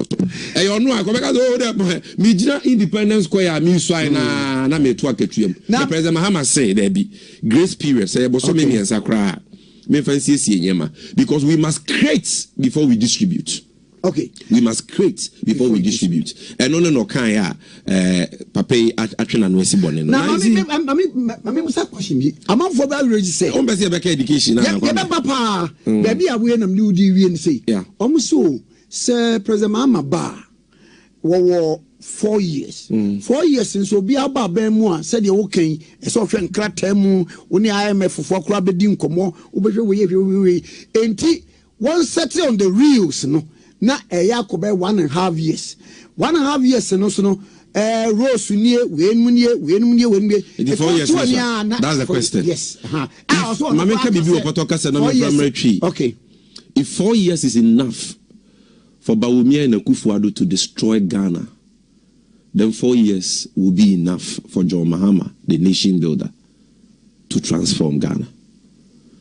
And he said 4 years no etimi adɔso amana so mampenye Kwahu ne Bawumia amomodi asega na sika semwa ene yebeso o mampenyi Mahama so the 4 years ebesesa Ghana na Ghana ye krabehwe wabetena konwa so da mpenyi se de enim no awia no yenso kani anyeden ehwe ni manager within 4 years na President Mahama started 124 community day senior high schools ewiemu almost 50 ebiye mankura kotena mu. Within 4 years, na President Mahama di Yehu airport. Or the Yewa airport. Or the Sisa Kumasi airport redevelopment phase 1. Emma plane Timisi Kumasi Anajo. Within 4 years, and President Mahama expanded Tema Porta and hired the second largest port in West Africa. Ships are creating more than 2,000 direct and indirect jobs. Go to the port today. And within 4 years, now President Mahama, and there are so many hospital projects in this country. There are interchange, Circle Dubai interchange. There are choir Kesebebri. And it's a President Mahama to me the 4 years, yes, I am an there. And the President Mahama bet me the 4 years, I have 24-hour economy. And then that is my simple answer. Okay. Because right now, 4 years, I am more because when you experience from his first 4 years. Oh, but I know a vice president, you know experience that. Vice president, and will be a vice president and the president in Japan. So you can be an experienced vice president. Okay. But if you are also an experienced president, it's an added advantage. Yes. Even if you are a vice president and no crime or experience, because you get opportunity, I want to act as president whilst being a vice president. But what sounds so free vice president, a graduate be a president. They say they were experienced now I am richer than will be our no vice president experience in one hour. Into no about 4 years I do to me the iron. The only vice president keke and I wouldn't be done. Especially when the person is vice president or by wabonko no wababe say edwuma ye di ahye ne sa wabetutu apapa so that vice president only experience be or experiment I think no person experiment but right now we need experience and not experiment. Okay, now yamra education no so na you are near kakoko kakra ade ebeka kokoko na ye busuafo mani Nyamfo Sami Jemfi communications officer MNDC Amanyukunu and Amitweko na me the way FM na afi yaba education. All right. Minia. Minim say miracles aboaje me ame yonko. Penyisi edija wane edi aswa. And Sami Okuzu anya 40 years. Oh yes. And I wish him a happy flourishing glorious birthday. Me chani 2 years. Unyame emone ho bai. No nyame entrena shim. No nyame kese. Which any 2 years? 2 years. Yeah, no, I'm going to pay. It's Yamani Nitimqua. Now back to the Anameka Wasa. Meaning, say, Dennis Miracles Abuaje, newly appointed communications director for Omanpenyi Abedieche Bawumia Otu Frankama NPP. The campaign. Yamano Saadi Breno. And unti ne hosheshe no e was say wonya bibika. So, hey. I was all kasa. Na manfo hu se oye adwuma. Why former DC? Na manfo hu se obo ne ho modern kra chen Richard Ahiagba ene ya je na adwuma di ama no. Oh. Baby but onu ye. Oh, kwame. Asema meke bia obeba ma. Kide bi chese. Bo bibia no. Asema meka no. Omo mu ni ma asema meka no moti asepa. Tini you. With you. Where a campaign communication director and where communication director for the party. Na campaign e wan dia. What's it? Campaign no e wan campaign. Enye party ni campaign. Aye. Wo Ghana ha ye campaign communications director is also a party communications director. If it was a spokesperson for the campaign, fine. But to say communications director for the campaign and communications director for the party, what are you talking about? Party ni yaje na dwuma ma no. Because the party, the campaign is that of the party. Ba oni ento aso. Hwe. Ye nua no. Waba enti ye me hwe ayene de. E wo se wo ye bibi ni ye ka se Dennis wa ya de. Na me pese Dennis onyanto o ti ase se wa hwe yi a de to ya bo abia samwa. Ne wakojo ni afranfranto no. Eto ba ko no de na oton aduro no. Ye fe ne se minua pa adoma ko ba fi. Onto aduro da. Oton book. Ka book. Oton book. Minua ye ne o we Richard Ahiagba. Aha de to omo no wan hwe yi a e bi beto. De na ato no. Onyanto bo ase. Nim gu ase. So de na ato no. Hwe eba yemma adusua ho asem a eno ne hia awofo ene ne hia Ghanafo na wo de o ma wano so o first press conference o ka nguma sua ho asem na we free SHS ye we nightmare na we ba obese no na we didi we atem asem a wo ka no ensisi sumpo na wo kasa saa ensisi ma wana nipa besro ensisi ma wana ensisi so manipa bia wo ka no kre. How can anybody tell you Kwame Nkrumah is here what he say? John Mahama HDFSHS Oba will be trim and you will take him serious. How can any serious minded person take such a thing serious? Such a joke. Modi amusa bamba review. People to TME free SHS I can was them. Kwame ni mwa ba ko sem ye pa. And then me chance em mu a ehia me panti because NPP for almost at your betum futuru sa unimu a omo de atoro be dada hwe eyeye mampenyi odi kan o mampenyi dada Kwame Nkrumah wanya ne baby ko ono na ye nhyehyeye se Ghana education yenye ne free ejo o mampenyi Kwame Nkrumah benso na wo school from primary ekusi middle school a na e free Kwame zo nimza yeah. Na SHS there, na enye totally free. And I'm Kwame Nkrumah. Or ye free SHS Emma Streamfo under Northern Scholarship Program. It ye no me was stream there, no more totally free education because of how deprived over the years. And Southern sector ha, or my Kuku scholarship, any scholarship for brilliant but needy students. Ena ogusubu o man na ne dum pempensu bi no o pass the Education Act of 1961 at the year university education free. It Kwame Nkrumah penso na ko university na free. Do you know that? Yeah, I know. Near sounds so check university students, Adriano, shed them one near Bob. From Bejibiane. A cocoa pa. Yes, a mouse shit toy, a mow Adriane Kama. So university was free, Buntu. And you could afford any free education bagana. I'm talking about university, TMU. And you took Kwame Nkrumah Bangu in 1966. 1969, yeah, constitution for front. Some men only more constitution nature no mudi mwetinti ban yepa. Omampenye Kufuado tisui ni papa. Yeah. Edward Kufuado. Obey ceremonial president in 1969. Any Dr. Kofi Abrefa Buzia NPP for your nana address our constitution. Omo year 1969 constitution and omo free education free. That's the 1969 constitution obi anko kan. That is the constitution NPP are crash for the trade. Nothing like free SHS. Any Progress Party by. Yes. Okay. In the 1971 budget under Kufuado papa. And omodi shame say university education Kwame Nkrumah yin free no omotwam. Omo munye sika vanje. Ewu nya nti omodi omotwam. Constitution so a yamfa free education bi anhye.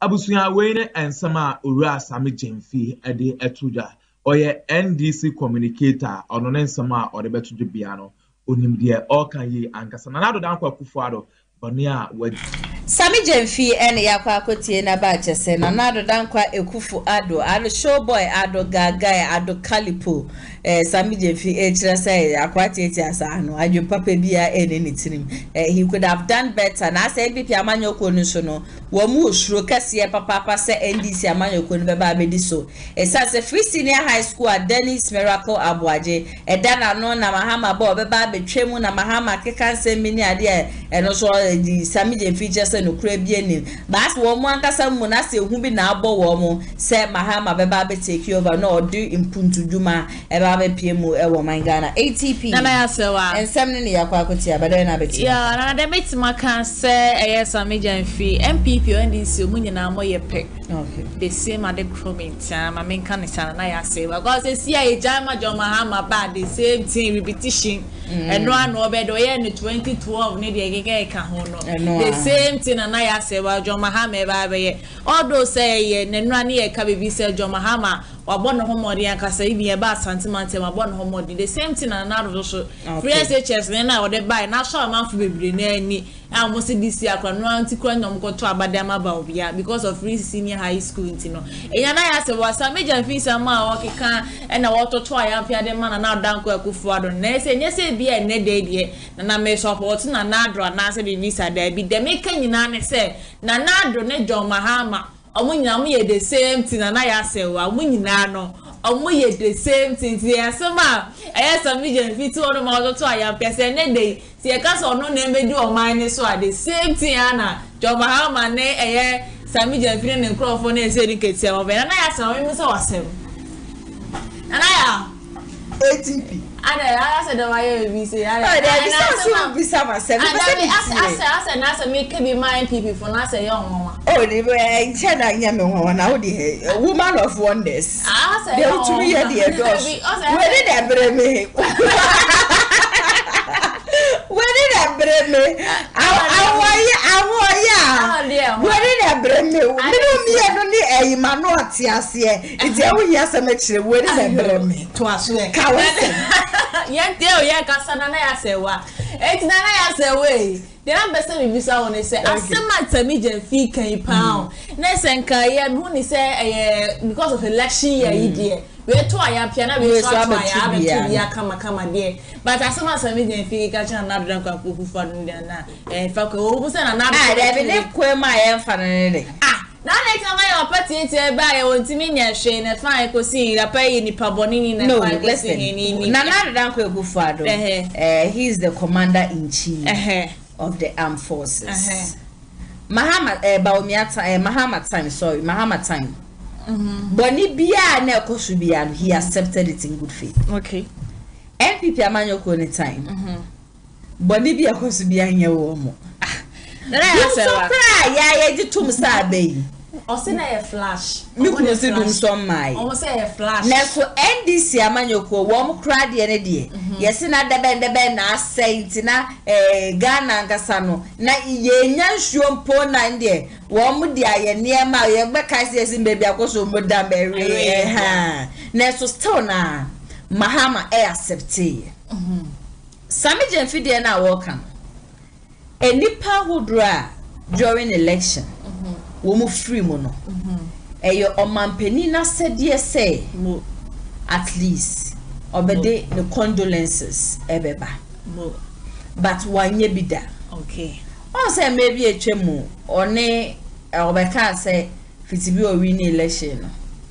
Mahama kra embe congratulate. Emma Mahama so be reply and say anka nipa na wo so kra wo mu wuye no. Anya hwe nka san krofo no.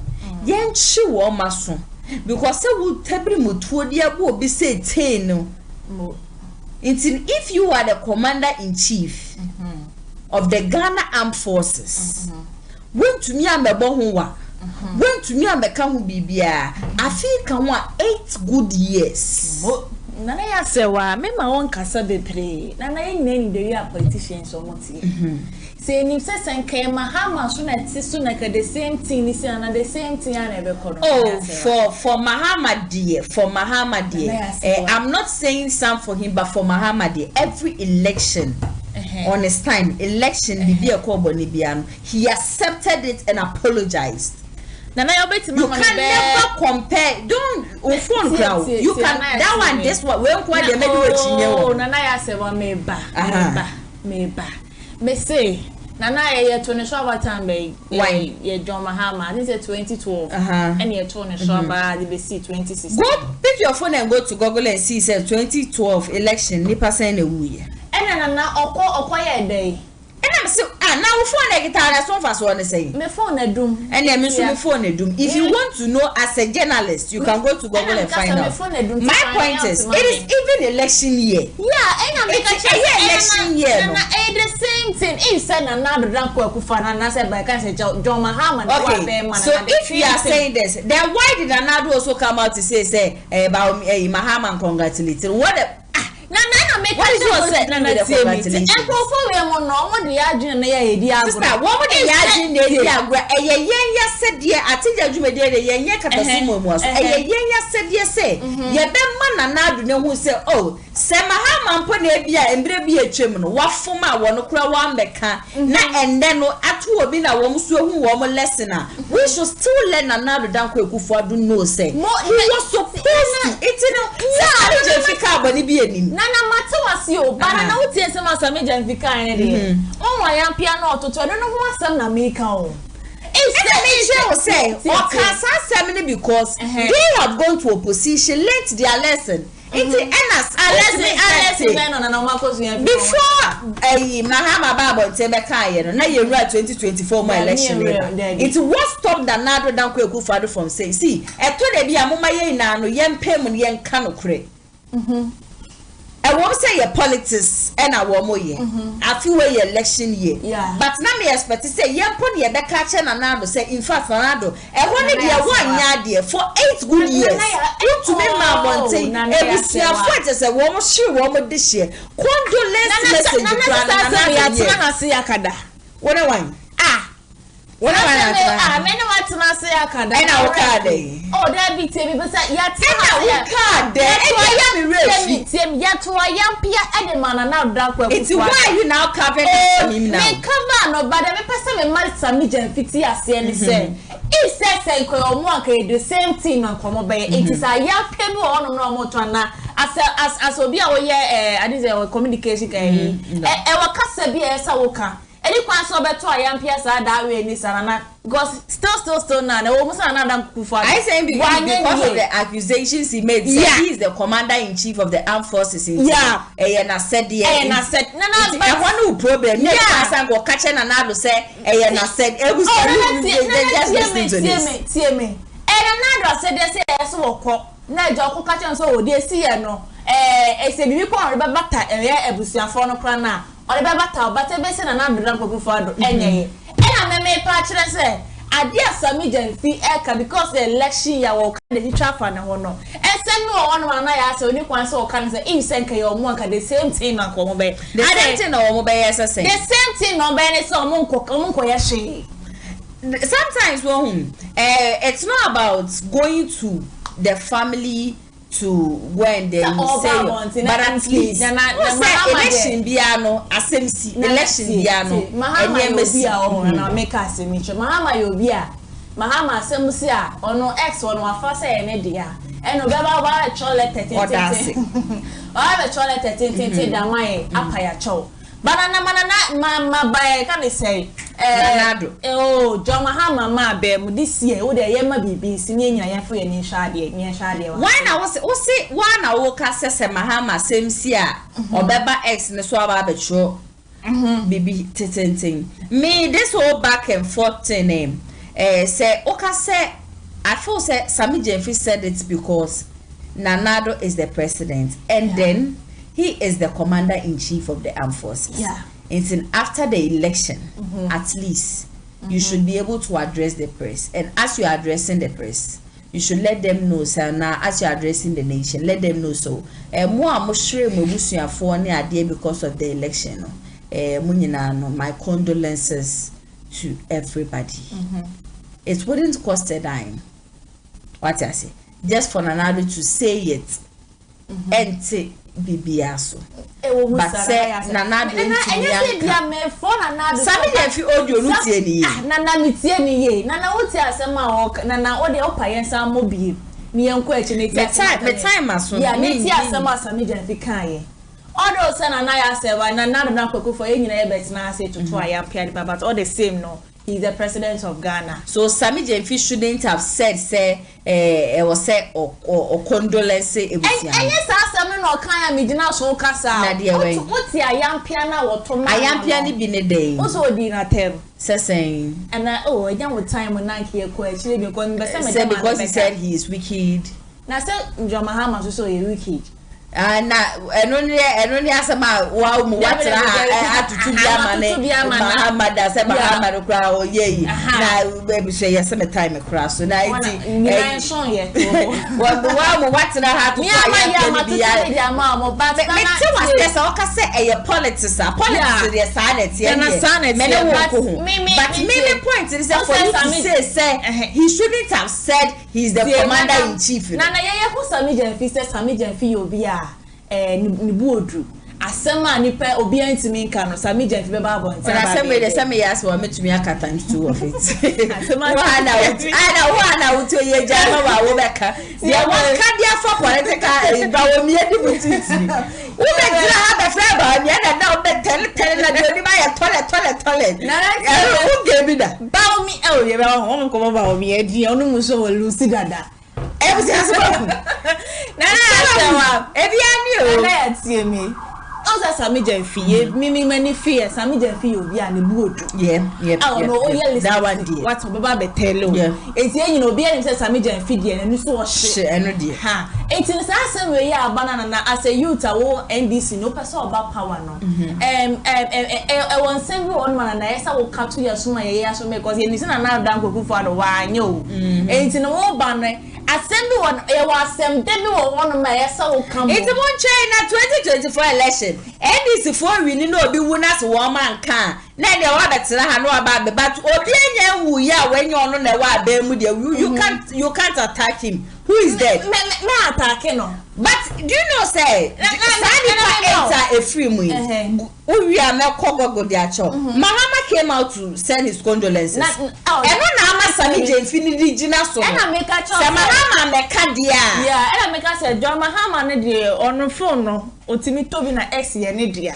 I'm say 80 people so I said another don't go for uniform. Nanado. So ex no ye dia. It's no fun for bait na ba betray. Nanado na ko akufado. Bawumia nkan kire no san so na esi ane vai ni kan say oh aforia tan so that time no although so no a finance minister there but then case all catching but one 80 before final rest. Nana I say want Sami Jenfi later me ma me twetwe mo Sami Jenfi kakra. Minim date e person me twetwa bo Sami Jenfi ya me kan kire back door. enti mama keka bi nchire no wakopere na one penny ana o da mi na yidi da fu odi na chi wa hu ba be na final recipe enti da me ka say Sammy Jamfi mesro o ye da kra na do your president wadi wo so abe de wo de wo da no bi ka se na is true so Sammy Jamfi adwuma be na oye me bu saw adwuma be na oye na cho sika wo hwe dan ya wo Hadaya wa kukurasi wo ye na ye one dey hwe eye party sika ye bia na ja wode go go so wale ale mama Wanna pega go Mahama wanna pega ma wo ebusi are ba jo Kumasi online TV sa statement TV ATP ya retract statement no ye need evidence many evidence but to say allegedly for allegedly need to show that retract no chana nko for allegedly yes and what must say allegedly fatwa so it's alleged that's what Sammy Jamfi and a pegas ma John Mahama ATP benya se na ya se wa that is na what do you when I am maintain this for na se no then time 2020 19 ya COVID ba ya Tracy Boachi ni we ni who said the way nya board ama bonta be ka say afi we na ba be kan wasa na ya say wa say we Tracy Boachi mo de ne de wo ma he mu na wo mo ko na say o ma sika no o ma sika na wo discuss for mama say mama mfa ntu ho ma na me tax no mo yeje re mama wo tax be ba de bottom nyama Every I had a very find out Sabana Yasewa. Many so much say Atija Jumedi na ATP there. Every say we did the chair and that's Saturday Sunday. Now who are they me baby I just say last final video no I want this actually Obia sending the message na share the bufu or so did the bufu ejirado e ko gu Sammy Jamfi show. Bem say yes wa kwape Sammy Jamfi na Sammy Jamfi. Anti asia fa maritira ATP nene abede no ye papa. ATP famous way.